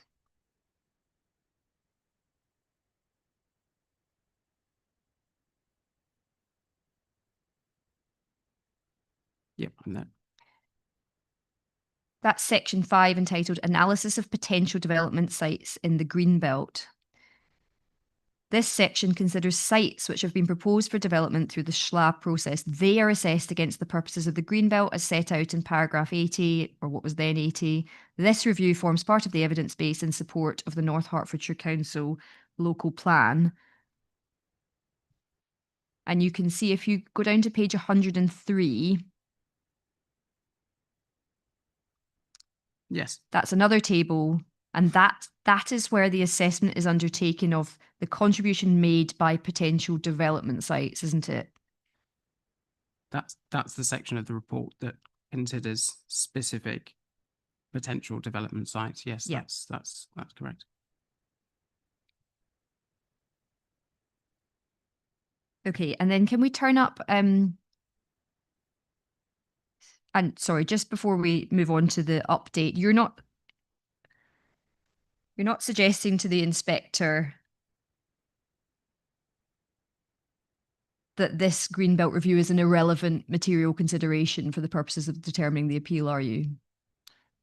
I'm not saying it's irrelevant. I think my point would be it's not considered either the type of development that we're considering here, and it's not one of the types of development that are set out in the introduction of the report. And so it's, the review is specifically in relation to the development pressures faced by the district, particularly in relation to housing and related development. So, it hasn't been prepared in relation to renewable or energy infrastructure projects.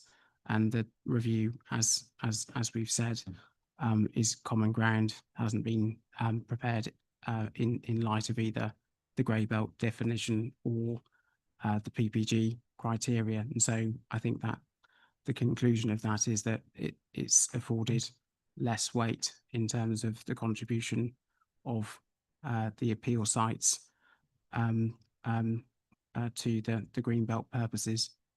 Okay, and if the council's right that the assessment of the contribution that land makes to Greenbelt purposes, when considering whether the land constitutes grey belt, should be done without consideration of the particular appeal proposal. I appreciate that's not your view, but just assume the council's correct about that.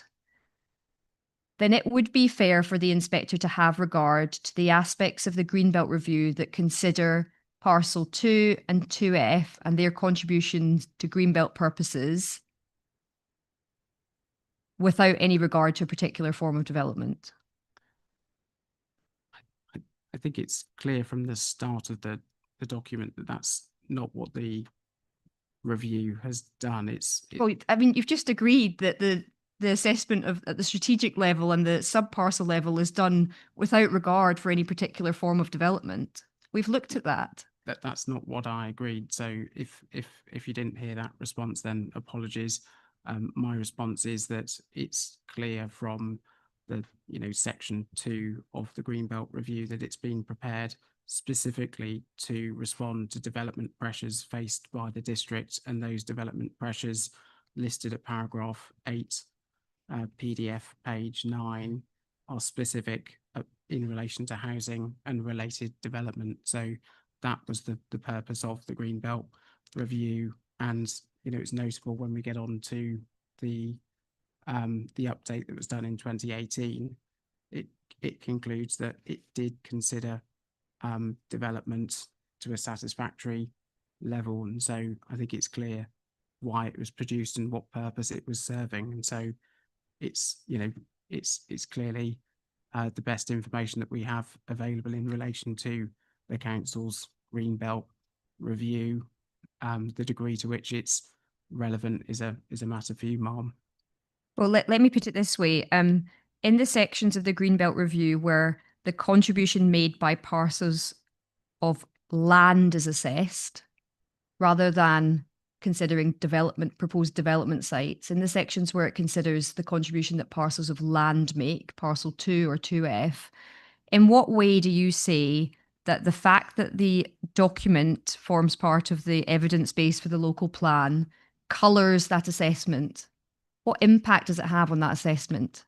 I'm not clear what your position is on that at all, Mr. Take Sharp. into account the type of development that's being considered as part of the local plan site allocation process. So your evidence is that the assessment of parcel 2 and parcel 2F in the Greenbelt Review takes into account the type of development that is proposed through the local plan process. Is that what you're saying to the inspector? What I'm saying is that that's what the document tells us by reading it. So reading page PDF page 9, paragraph 8, that's what it says it's trying to do as part of that strategic review of those sites. And so that my evidence is principally understanding how the report is set out in relation to its purpose. Okay, well, let's test that by looking at the update, CD 6.5.3.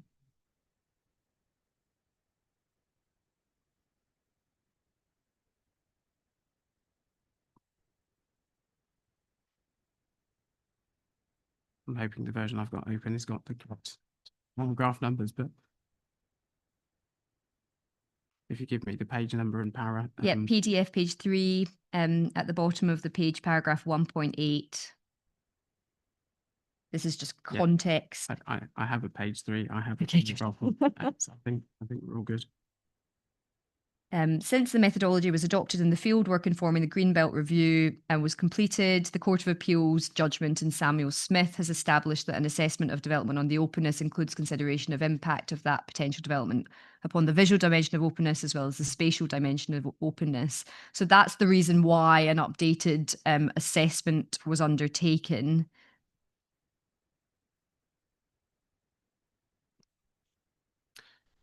Yeah. Do you see that? Yeah. So I do. Sorry, go on.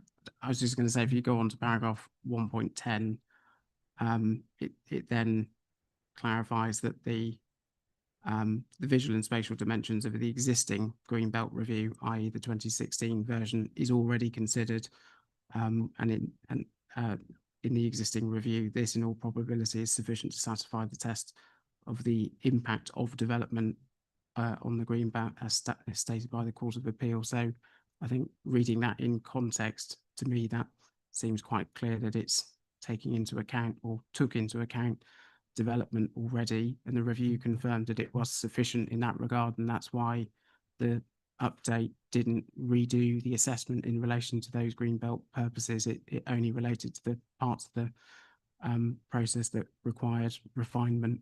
Yeah, and let's look at refined methodologies, paragraph 2.3 on page 6.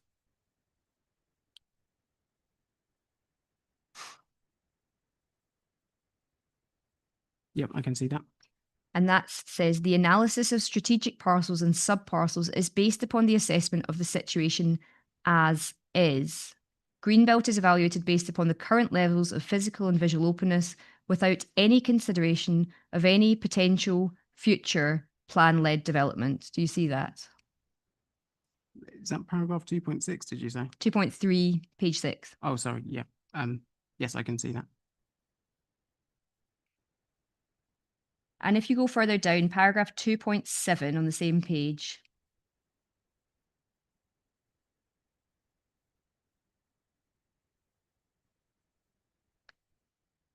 Says, by contrast, the revised analysis of sites necessarily gives consideration to impacts upon Greenbelt should the site be developed in future.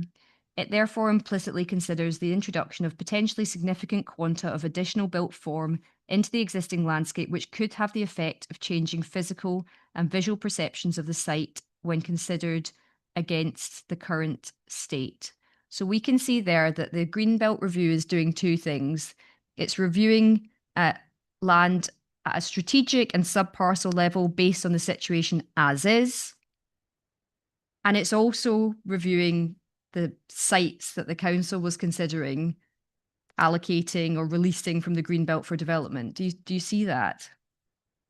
So this is talking about the refined methodology. So section 2 titled refined methodology. So this is talking about how the 2018 study was done rather than reflecting on how the 2016 study was undertaken. So I can see what you're saying, but I think the council's position is the contribution towards the, or principally purpose A, is set out in the 2016 Greenbelt review rather than the 2018 Greenbelt review. So I'm not clear that point follows. Sorry if I'm mistaken. Well, it's a refinement of the 2016 review. It doesn't change the assessment in relation to the strategic parcel 2 or the strategic subparcel 2F in relation to contribution made to paragraph A. It's the same overall assessment. It's only looking at a narrower scope, so it's looking at purpose C, so safeguarding the countryside, and it then gives a contribution overall, and so it's not giving an update in relation to the assessment presented in 2016 of purpose A, unless I've missed something. Yeah, I mean that it is providing it's providing a further assessment or a refined assessment based on Sam Smith. But what we see at paragraph 2.3, that the analysis of strategic parcels and subparcels is based upon the assessment of the situation as is. That's the same in the 2016 review. There isn't anything different about the approach that was taken to the assessment of strategic parcels and subparcels as regards looking at the condition of the land currently, or as was then currently in 2018.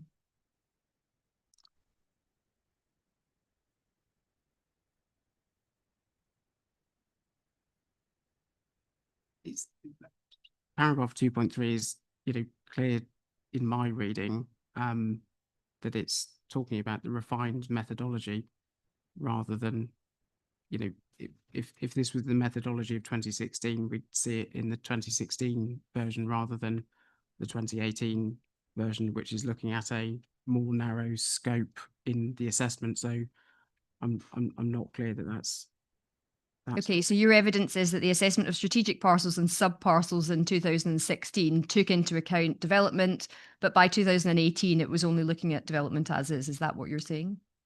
That's how I read Okay. the 2018 report. I think it's clear that refined methodology that's only looking at purpose C, so encroachment, is then clarifying that it's only looking at the the assessment as the situation as is, which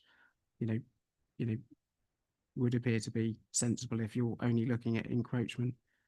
Okay, I mean, we obviously disagree about that. I think we can leave it to the inspector to read the documents for herself and come to a judgment.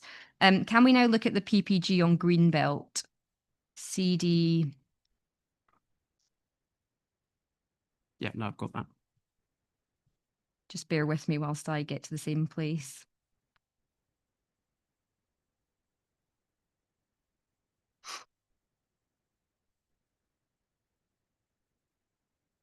TD 6.2.19.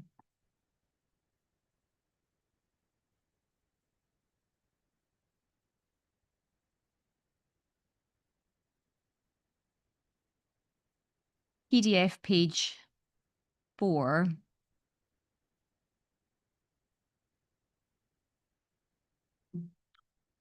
Yes. And this is where we see the question posed, paragraph 5. How should the contribution land makes to the relevant greenbelt purposes be assessed? When making judgments as to whether land is grey belt, authorities should consider the contribution that assessment areas make to greenbelt purposes A, B, and D. Considerations for informing these judgments are set out below. And then at purpose A, to check the unrestricted sprawl of large built-up areas. This purpose relates to the sprawl of large built-up areas. Villages should not be considered large built-up areas. And we can see the strong contribution. Assessment areas that can contribute strongly are likely to be free of existing development, lack physical features in reasonable proximity that could restrict and contain development.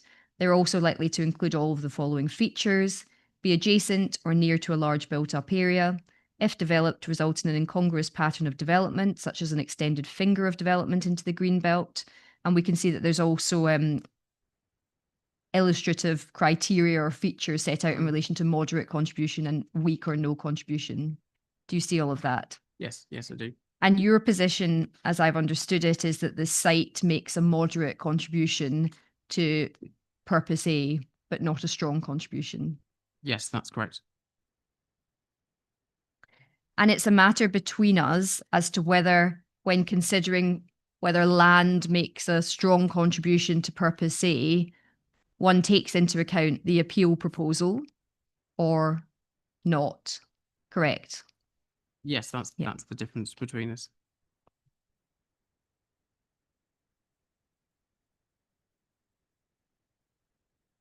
And just help me with this. When we're looking at the overarching, the paragraph at the start of that section, how should the contribution land make to the relevant greenbelt purposes? When making judgments as to whether land is grey-belt, authorities should consider the contribution that assessment areas make. Mm-hmm. So it's the area of assessment, and that is the site, isn't it? That's, yeah, the assessment area is the appeal site as we've set it out. Yeah, okay. Now, looking at the 4 illustrative criteria for a strong contribution, free of existing development, and your position on that is because of the presence of Tancred's farm, the Tancred's farm buildings, the site isn't free of existing development. Have I understood that correctly? Yes, that's right. And we can agree that Tancred's farm isn't going to be redeveloped as part of the appeal proposal, is it? Yes, that's correct.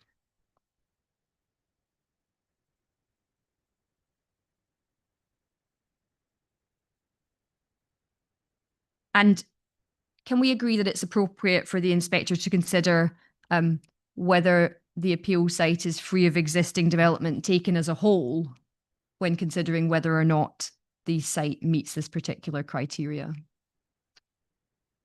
It's the appeal site, yeah, in terms of whether the appeal site is free of existing development, yeah. And is it your case that if the inspector were to find that the site in every other respect made a strong contribution having regard to the illustrative features, she should not find the site to make a strong contribution because of the presence of Tancred's farm? Is that your position? Yes, I think that would be a fair position, yeah. So the site is grey belt simply because it includes some built development on it. Oh, no, sorry. The position in terms of why it's not strongly contributing isn't just because it's... No, but my question, I understand that, but my question is, if the inspector doesn't agree with you on every other factor, every other illustrative factor.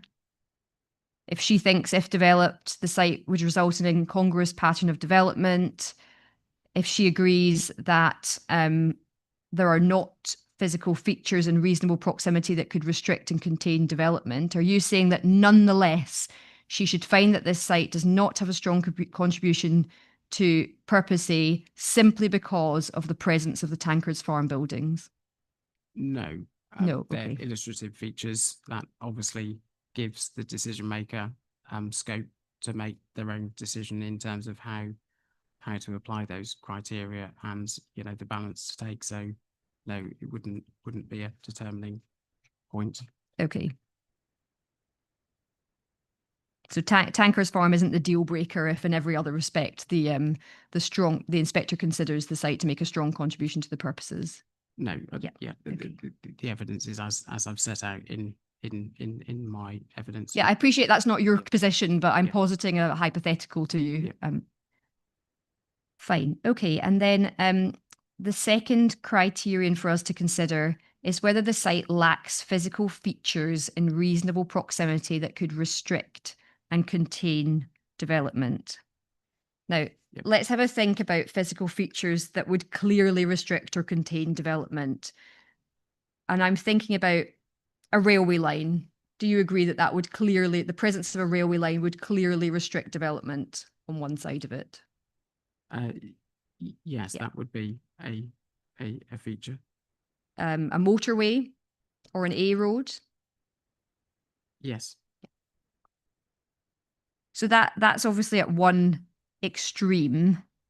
And your position as to the appeal site in terms of having features that would clearly restrict or contain development. My understanding is that the features you rely upon are the lanes or roads surrounding the site. Correct?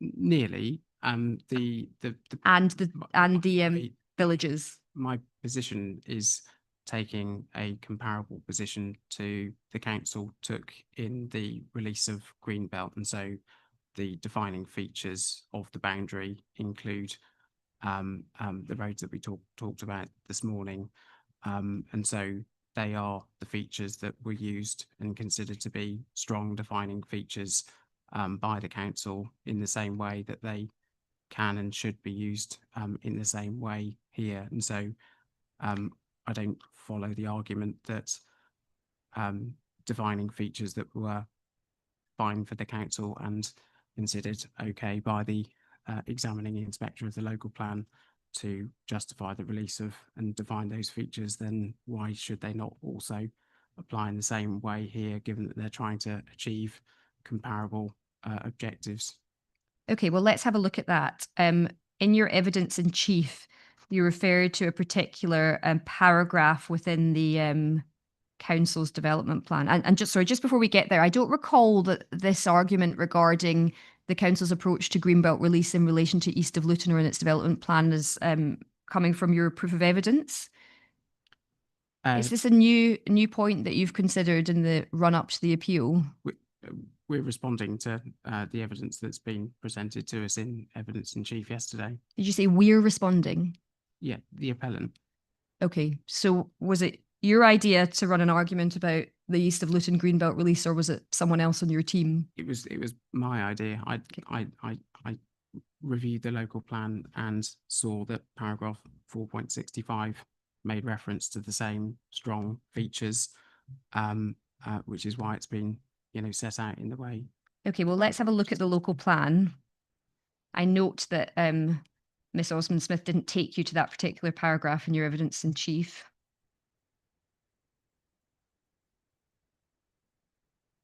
CD 4.1, PDF page 56.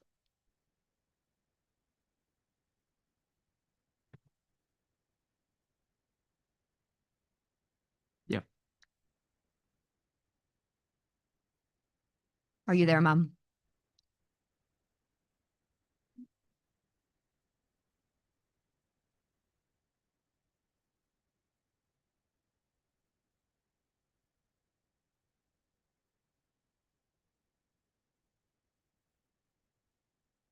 56.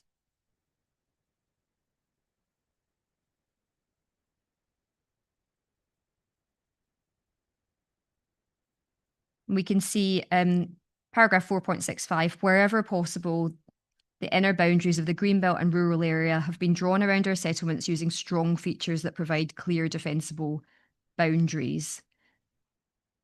So the local plan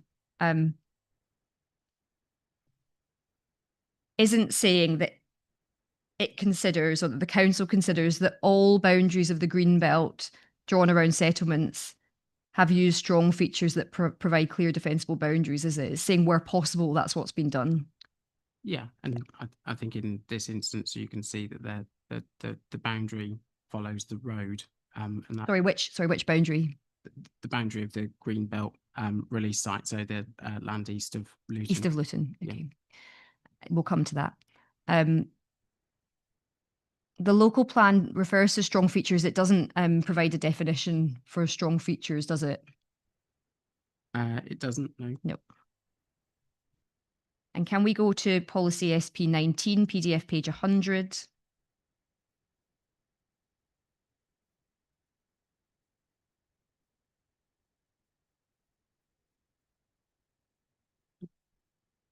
One was the reduction 20. Yeah, I'm there. And actually, can you also turn up Mr. Hughes's proof of evidence?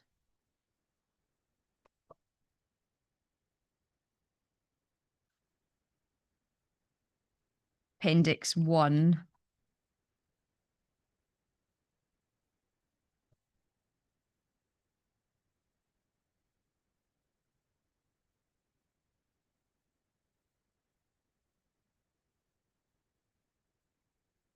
And I'd like you to turn up the plan, the map that has the overlay of the East of Luton site. Yep, got it. Thank you. Have you got that, ma'am?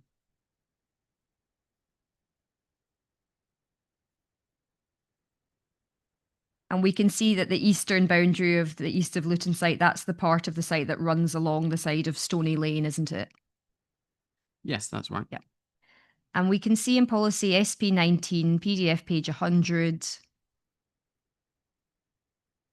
the section of that policy with the criteria. Development proposals should provide the following planning and master planning requirements.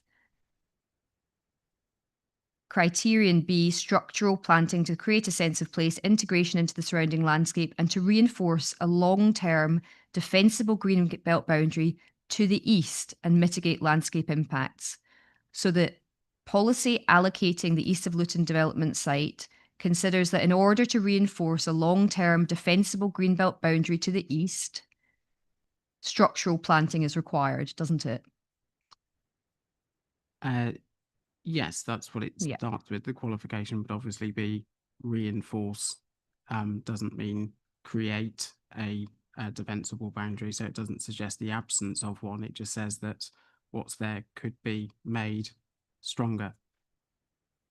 Yeah, it clearly didn't think that Stony Lane was sufficient, did it? Without some form of structural planting.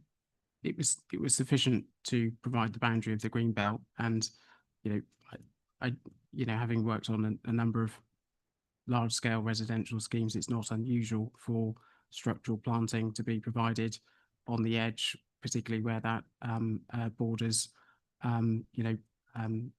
parts of undeveloped land. So no, of course, but we can see here there's a specific structural planting is being required in order to meet a number of purposes, one of which is reinforcing a defensible greenbelt boundary. Of course, it might have other purposes. Yeah, and mitigate landscape impacts, which is the last part of that.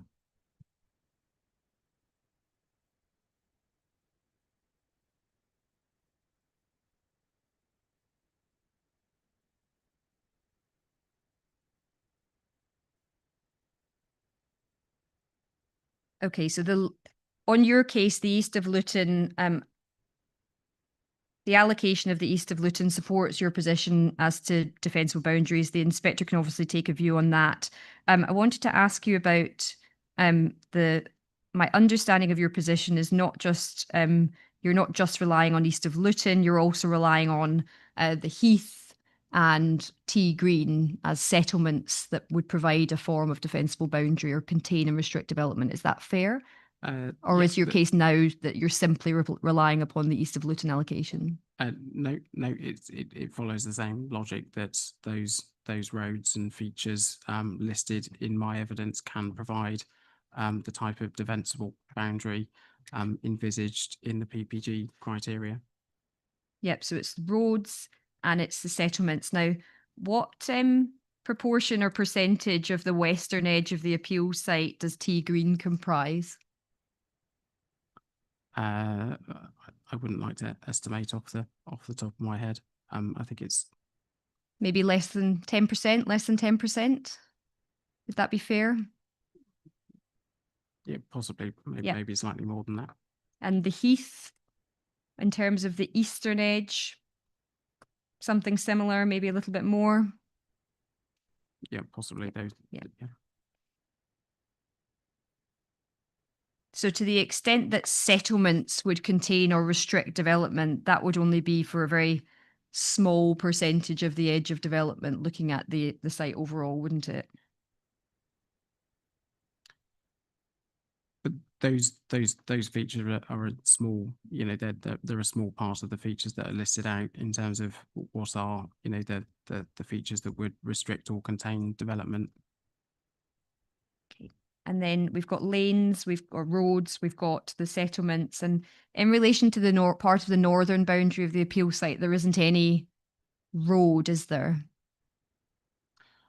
No, but as noted this morning, there's a you know, a not insignificant change in topography in that part of the site, and so I think you know, in relation to, you know, that is also a you know, a point that would create a feature that would, you know, restrict or constrain development. Okay, and the inspector will need to obviously take a view on that. Now, in relation to constraining factors within the appeal site itself, Wandon End Road is obviously located within the appeal site itself. Mm-hmm. And you've got the temporary construction compound in a field to the sort of northeast of Wandon End Road. Is it your substations is it field 2 to the west of Wandon End Road? Mm-hmm. Yeah, that's correct. So in terms of the configuration of the appeal site, you haven't considered Wandon End Road to provide any containment or restriction on the geographical extent of the appeal site, have you? It's within the appeal site, so Yeah, but you haven't said, oh well, we'll go up to Wandon End Road and no further, or we'll have the appeal site except fields 1 and 2 beyond Wandon End Road. No, because it's part of the application site. Okay. Let's move on then to the third criterion, or, well, actually, it's not fair to call it a criterion, a illustrative feature included in the PPG. So can I ask you to go back to the PPG, please? Yes. And this is being adjacent or near to a large built-up area. And you accept that the appeal site is near to Luton. So where there's common ground, at least in relation to one factor. That's right, isn't it? Yes, that's correct. Yeah. Okay. And then the final criterion is if developed, result in an incongruous pattern of development, such as an extended finger of development into the green belt. And before we think about that in any detail, can you look at the moderate contribution illustrative features? And we can see there that it says assessment areas that contribute moderately are likely to be adjacent or near to a large built-up area, but include one or more features that weaken the land's contribution to this purpose, such as, but not limited to, and there's the first bullet point's about physical features that could restrict and contain development. The second bullet point says, be partially enclosed by existing development, such that new development would not result in an incongruous pattern of development. So what that's saying is that you may have a site that makes a moderate contribution to purpose A because, yes, it's near to or adjacent to a large built-up area, but it's partially enclosed by existing development so that new development wouldn't result in an incongruous pattern. Do you see that? Yes, I can. And I suppose the example might be a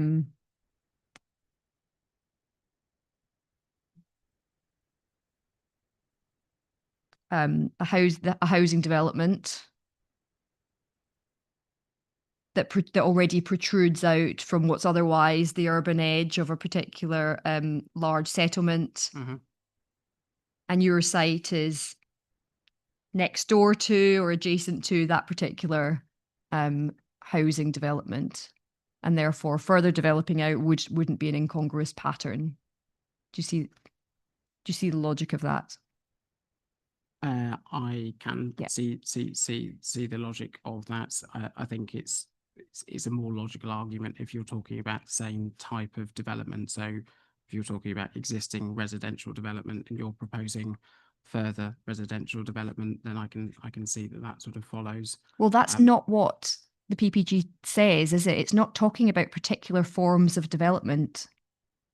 We can see moderate contribution partially enclosed by existing development doesn't suggest any particular form, such that new development, again, doesn't suggest any particular form of development, wouldn't result in an incongruous pattern. So it's neutral as to the type of development, isn't it? But I think it's important to start with. Just answer my question first of all. That particular part, the moderate contribution, the bullet point relating to being partially enclosed by existing development such that new development wouldn't result in an incongruous pattern, that's neutral as to the form of development proposed, yes or no? I disagree with that, simply on the basis that if we're talking about whether development or, whether development is an incongruous pattern of development, you first need to understand what the type of development you're talking about, because otherwise how can you come to an informed judgment? And so, different types of development will have different characters. Trying to understand whether existing development is in character with the type of development that's envisaged feels like a fair way of coming to a professional judgment in relation to that matter. So without knowing the type of development you're talking about, I'm not sure how you could come to a reasonable conclusion if you're just talking about, agnostic forms of development. Okay, so I think what's between us is let's look at the strong contribution illustrative feature. If developed, result in an incongruous pattern of development, such as an extended finger of development into the green belt. I think your position is that the word pattern is synonymous with character. So when the inspector's reading that particular sentence, she should read, if developed, result in an incongruous character of development. No. So I think pattern of development would suggest it's comparable to the layout. So how is the layout or master plan, if you were talking about that type of scheme, how is it in character with the land that you're talking about? So understanding whether your development is incongruous or not requires an understanding of what type of development you're talking about. And so I'm not sure how you could come to a conclusion without understanding, the type of development and come to a reasonable conclusion that it's an incongruous pattern of development, because you would need to understand, if it's a residential scheme, it will have a particular pattern of development. If it's industrial sheds, it will, have a certain pattern. If it's a solar farm, it will look very different. So the pattern will be influenced by the type of development that's being contemplated. And so I think it's clear that there needs to be some assumption of development, because it will affect your overall conclusion. Okay, I think that's the point between us. The inspector can obviously take a view on that.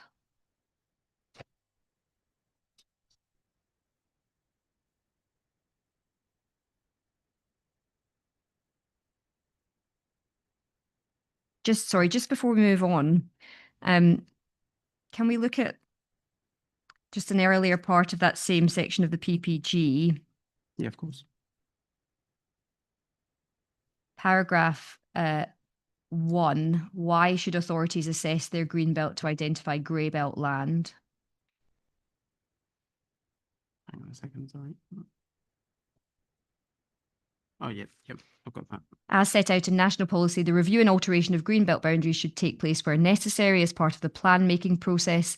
In doing so, we expect authorities to identify greybelt land to inform this review and the prioritisation detailed in paragraphs 147 and 148. National policy also requires authorities to identify where necessary whether land is greybelt for the purposes of considering applications. So the need to identify whether particular parcels of land are greybelt has a decision-making element to it, but it also has a strategic plan-making element to it, doesn't it? Yes, it's got two parts to it. Yeah, that's clear. And we can see the next paragraph down in the Greenbelt NPPG. How should authorities assess their greenbelt to identify greybelt land? In order to identify greybelt land, authorities should produce a greenbelt assessment, either as part of the review of greenbelt boundaries during the preparation or updating of a local plan or at another relevant point. This assessment should be informed by the guidance below.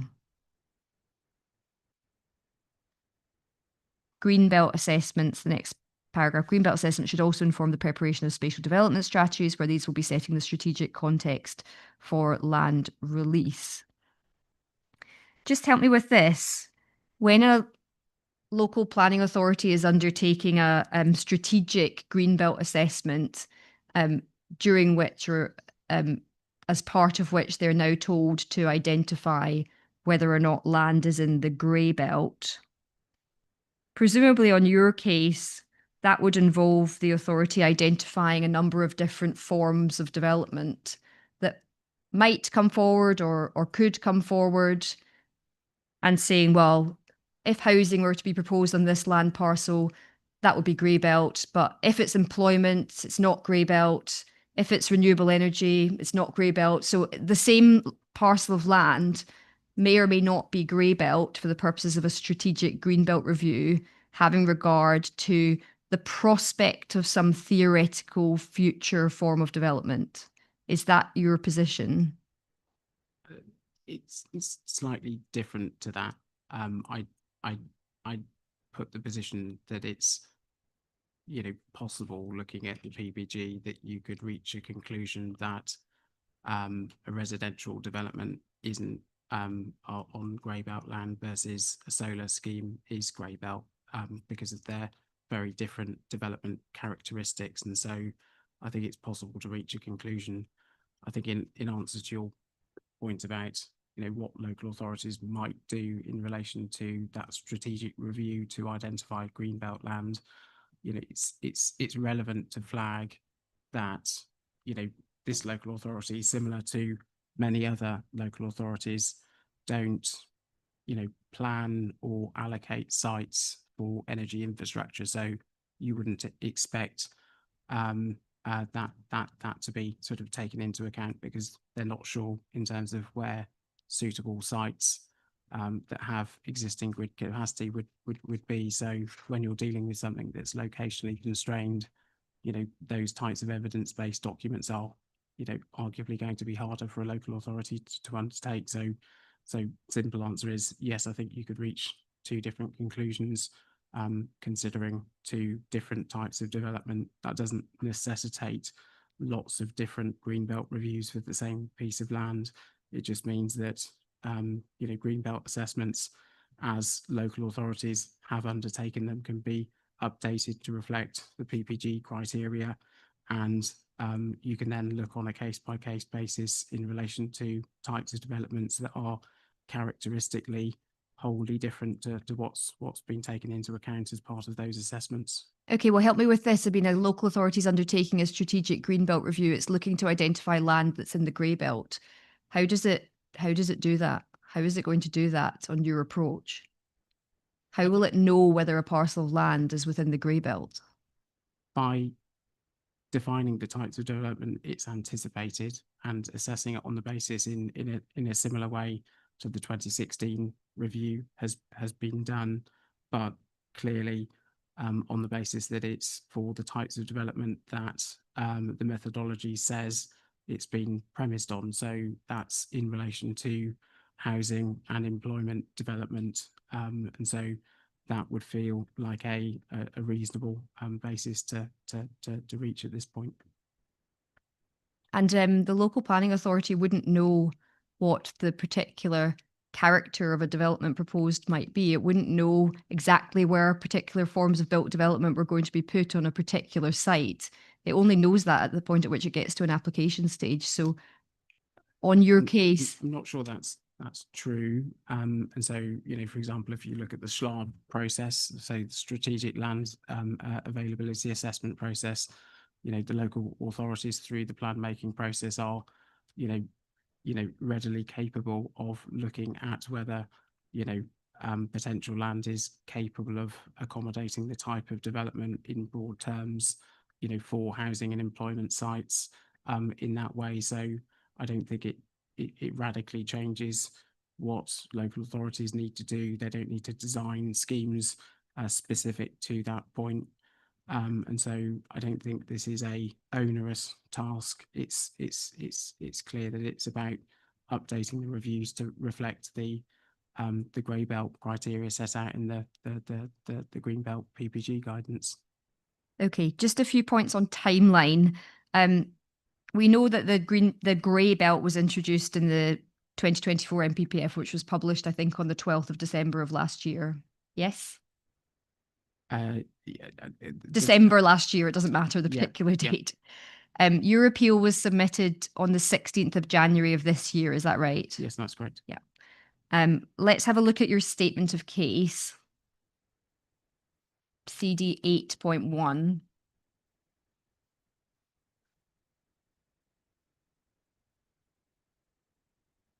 Sorry, not CD 8.1, CD 8.4. Yeah. And let's just take paragraph 5.12 as an example. Yeah. Could you, is the appellant statement a case? Yes, sorry. Have I given you the wrong reference? CD 8.4. Ah, yes, I have. CD, Sorry, I yeah. have given you the wrong reference. It should be CD 8.3. Yeah. Forgive me, ma'am.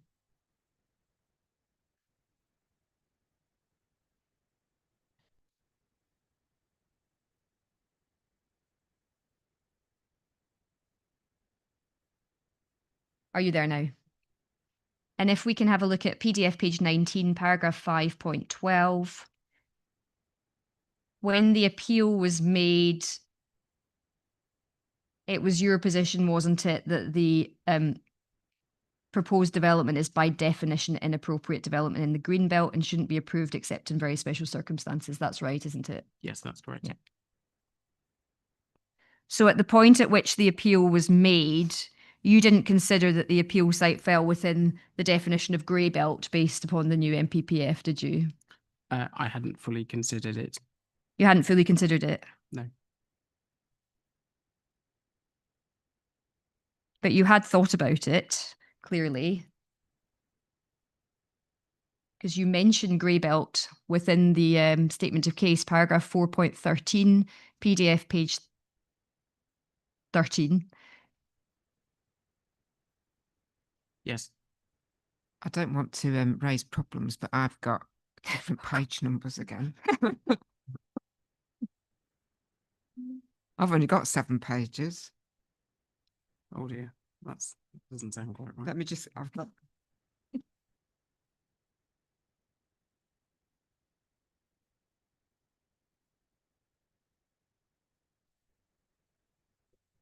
Just give me the paragraph numbers. I can look. Paragraph 4.13, PDF page 13. You talk there at the third line down about grey belt sites. It's talking about a written ministerial statement explaining there'll be a sequential approach, more strategic approaches to green belt release. Authorities asked to give consideration first to brownfield land before moving on to grey belt sites. So you're clearly aware of grey belt at the point at which the statement of case was drafted, correct? Yes, that's correct. But you say you hadn't fully considered it. I mean, if you thought this was a clear-cut case for a grey belt site, you would have said that in the statement of case, wouldn't you? The point is more that Yes, sorry, yes or no, firstly. Happy for you to if- qualify. If at the time I thought this was a grey belt case, yes, I would have said that at the time. The qualification is then it's clear in the addendum to the statement of case that we are adding that to the case on the basis of the appeal decisions that have been listed that clarify the position in relation to grey belt. That same position is then made further through the PPG criteria in relation to green belt and grey belt criteria assessment. So it's been clear from an early part of the appeal process that grey belt is a core part of our case. Okay, so not clear at the point about which the statement of case went in, but your position is that it's clear now. That's where we are. Yeah. Okay. Well, let's look at the statement of case addendum, CD 8.3.3. That's the 7th.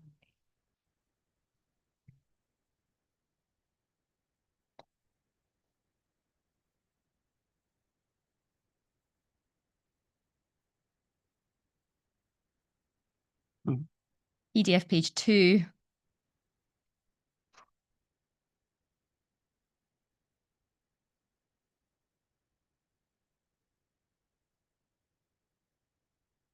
And we can see this statement of case, and sorry, just first of all, in terms of date, I understand that the statement of case addendum went in on the 5th of February 2025, so before the PPG, but obviously after the MPPF. Does that sound right? Yes, Yeah. broadly. And we can see at paragraph 1.1, the statement of case addendum is submitted on behalf of EPL, should be read alongside the statement of case. The addendum has been prepared following the publication of the revised version of the MPPF, related appeal decisions in respect of the grey belt, and following further legal advice. And then at footnote 1, I'm obviously not going to ask you about your legal advice. Footnote 1, but I am going to ask you about these appeal decisions. Footnote 1, you refer to Woodside House and Chapel Lane appeal decisions. And before we go to those documents, can we look at paragraph 3.2 of the addendum, PDF page 4? 3.4, did you say? 3.2 Yep, okay.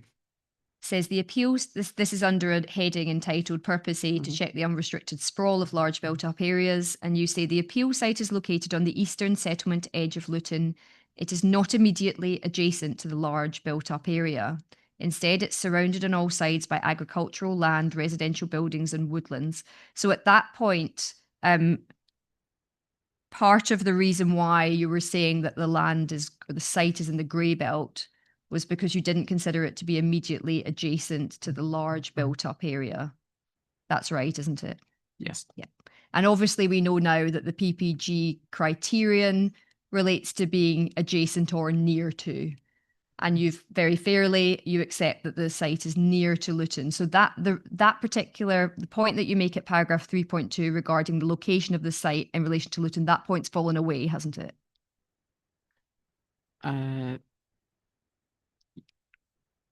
Well, it's that there's the relevance of saying it's not immediately adjacent to the large built-up areas. It's picking up that there's some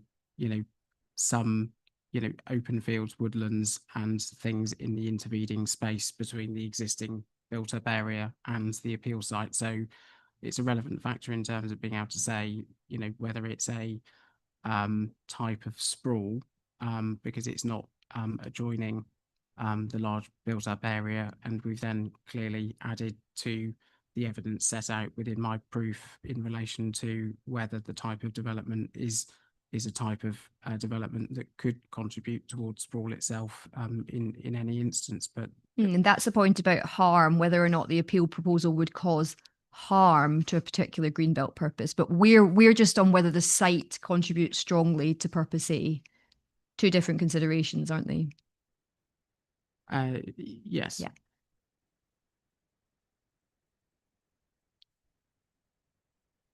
Okay, and then we look at paragraphs 3.3, 3.4 and 3.5. In those paragraphs, you're talking about the effect of the appeal scheme itself, talking about the quantum of development on the appeal scheme, talking about the fact that it's temporary, talking about the fact that it wouldn't reduce the contribution of the appeal site to checking the unrestricted sprawl, that is the appeal scheme. So if you're wrong about the approach to assessing whether land makes a strong contribution to greenbelt purposes in the context of looking at greybelt, if you're wrong in respect of the relevance of the appeal proposal itself, and what the inspector actually needs to do is look at the contribution that the land itself makes, neutral to any particular form of development, then these 3 paragraphs won't assist the inspector, will they? Yes, on that premise.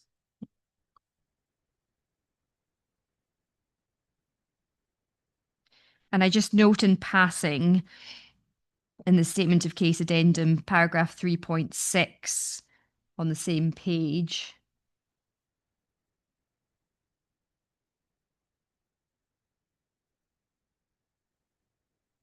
you say there that the appeal, second sentence, the appeal scheme would lead to a limited reduction of the gap between towns. Do you see that? Yes. Yeah. Okay. Just so that we don't need to go back to this document. Can we then look at CD 5.1.20?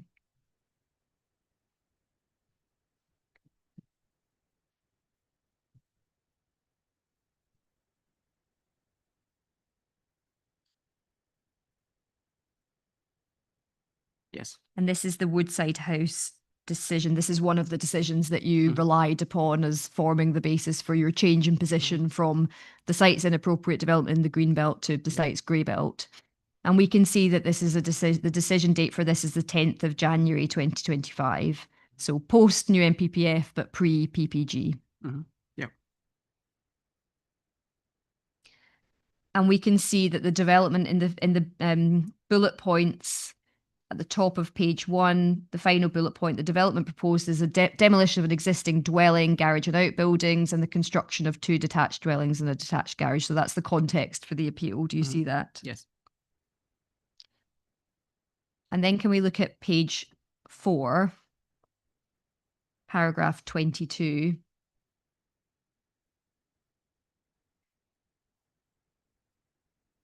And this is the inspector talking about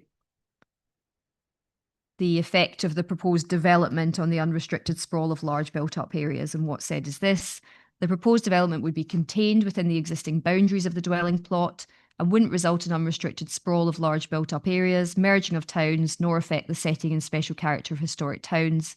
Logically, I must therefore conclude the site doesn't strongly contribute to purposes A, B, and D of paragraph 143. In addition, the proposal wouldn't affect areas or assets in footnote 7. The proposal would therefore utilise grey belt land. So that inspector was considering whether or not a site was grey belt by context to the particular form of nature and character of development that was being proposed. That's correct, isn't it? That they have or haven't Have had regards. Yes. Yeah, we can see that. So if the council's right about the approach to grey belt land, then the inspector in this case would have assessed whether or not the site was grey belt on an incorrect basis. I appreciate that's not your view, but if the council's right, that would be the result here. I suppose the point possibly is whether the conclusion would change if you then corrected that point. But yes. Yeah, we can't. Well, we can't. Who knows? We couldn't possibly speculate on that. But you accept the proposition. Yes. Yeah. And then can we go to CD 5.1.19?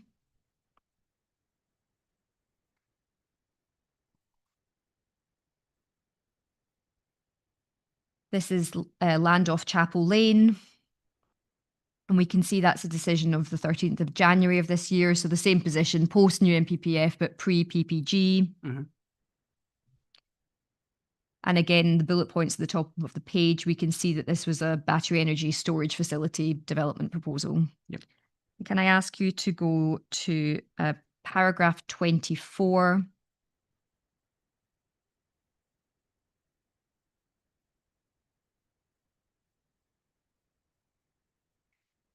On PDF page 5, and Yeah. this is under a title, a heading of purpose A, sprawl. The framework doesn't contain a definition of what might constitute sprawl. Concluding on whether the development would conflict with purpose A depends on the relationship of the site with the large built-up area. Here, although the site is located towards the southern tip of the greenbelt, it's not immediately adjacent to the large built-up area. Rather, it's separated from it by open fields, recreational land, and the Great Bar Register Park and Garden. As such, the development would be physically and visually discrete from the large built-up area. In this context, the site doesn't strongly contribute to purpose A. So in that particular decision, the inspector is considering the site as opposed to the appeal proposal. But I think, Yes or no? I think the clarification would just be, it's Sorry, it's happy for you to clarify, but yes or no first, please. Yes, they're talking about the site. The clarification is, when you're talking about distance from one place to the other, I just put the question, is the type of development relevant in answering that question? Because it's talking about how far the existing built development is. And so in answering that question and coming to a judgment, is it visually discrete? Do you need to know the type of development? I think it's a slightly different point. So, you know, the point we're talking about is in some of the criteria in the PPG Greenbelt guidance, it's talking about factors that require judgment to be applied, and to do that properly on some of those criteria, having an understanding of the broad type of development is helpful in coming to that conclusion. Distance is obviously not something you need to understand. No, and we can see in paragraph 24, the inspector also seems to be applying a test about immediate adjacency. Yeah. And we know now that that doesn't form part of the illustrative factors in the PPG. No. I think we're going to need to wrap up. Stop. Yeah, I'm obviously not going to. No, I mean, is that a kind of? It's probably not a very convenient point, but that's that is a convenient point. right, that's fine. Then yeah, I think we just need to conclude so we can get out in time. I've just got one question which I want to raise with you, because I don't know whether you, I think you probably won't necessarily have the answer immediately, so you might need to think about it and look at it overnight. I just wanted to ask, you say that 45 hectares of the site is solar farm and 57 hectares is biodiversity. And if you can tell me what proportion used for the solar farm is grade 3A rather than grade 3B. And say it may well be something you need to look up rather than to just give me an answer. But I just wondered if that you might not it may be that you don't have that information at all. I will try my best. But if you can see if you can find that out, that that'd be helpful. That sounds. Thank you.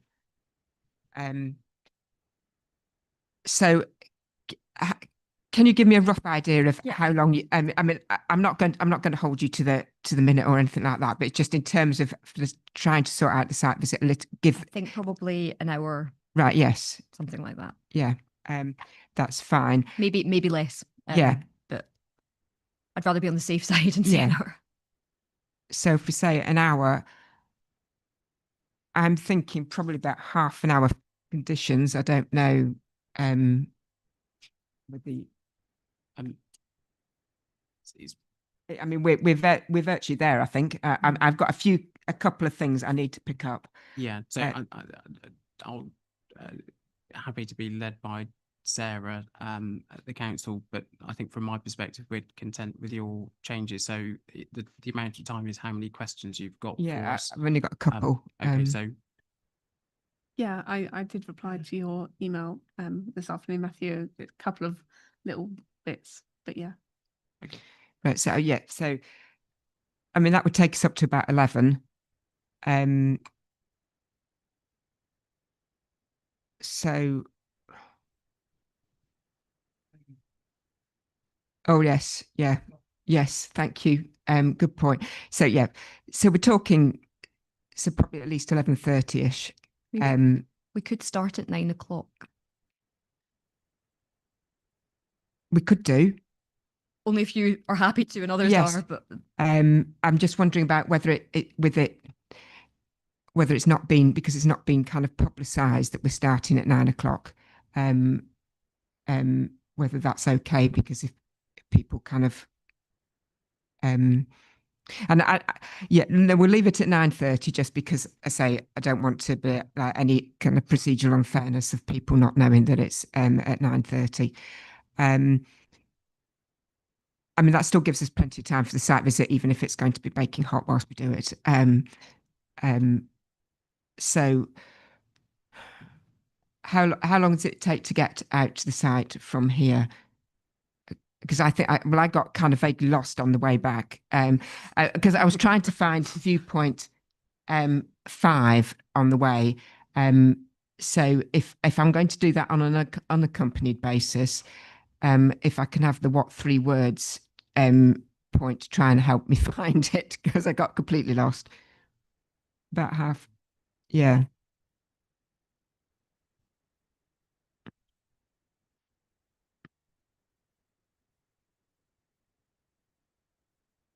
I mean, I'm just thinking about whether we say we try to aim about 1 o'clock ish, just because that gives people time to have some early lunch before we start.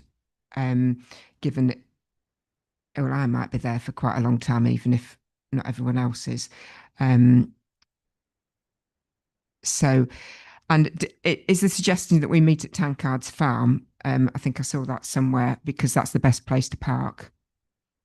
Yeah, that's all.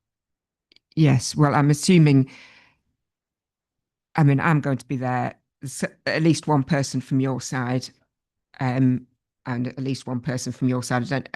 I don't know if you want to clarify exactly how many are coming from.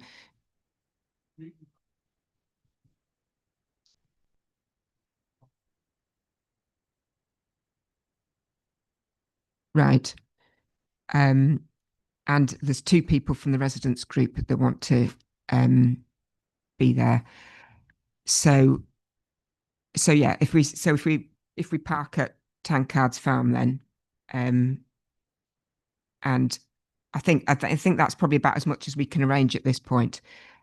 Hopefully that's and we just need to work out where we're going. What I know we've got a draft itinerary, but how we're going to go around that would be helpful to kind of get sorted out. If you've got a clear idea of which way we're going, that's fine. And so is there anything else we need to sort out on that front now? Obviously, where you're going into residential properties, you'll want to be accompanied by the parties, but I don't think we would impose ourselves as parties on you for any other viewpoints if you didn't think you would be assisted. It's where you want to point out specific things to me. So I mean, if there's, I mean, I say I've already walked virtually every footpath on the site. The only thing I didn't get to do was to walk up the road to the windmill, and go beyond the windmill, because I tried to go down one footpath and I couldn't. There was too many nettles, and there's a limit to what I'm sacrificing for my job, and so that's the only kind of, I mean, that's not really a footpath across the site, it's the road around the boundary of the site. So I haven't been up there.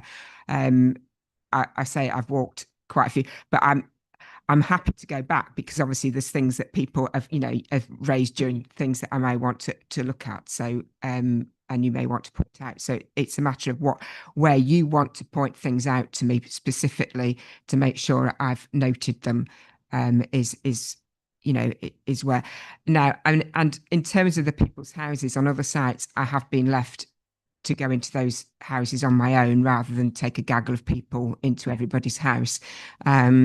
they've tended to wait outside. But I mean, that was on a site where most of the houses that wanted me to see it were kind of in relatively close proximity. So we did those first and then went on where these are kind of dotted around. So it's not as easy to do that. So so some of the logistics we just need to kind of think through, but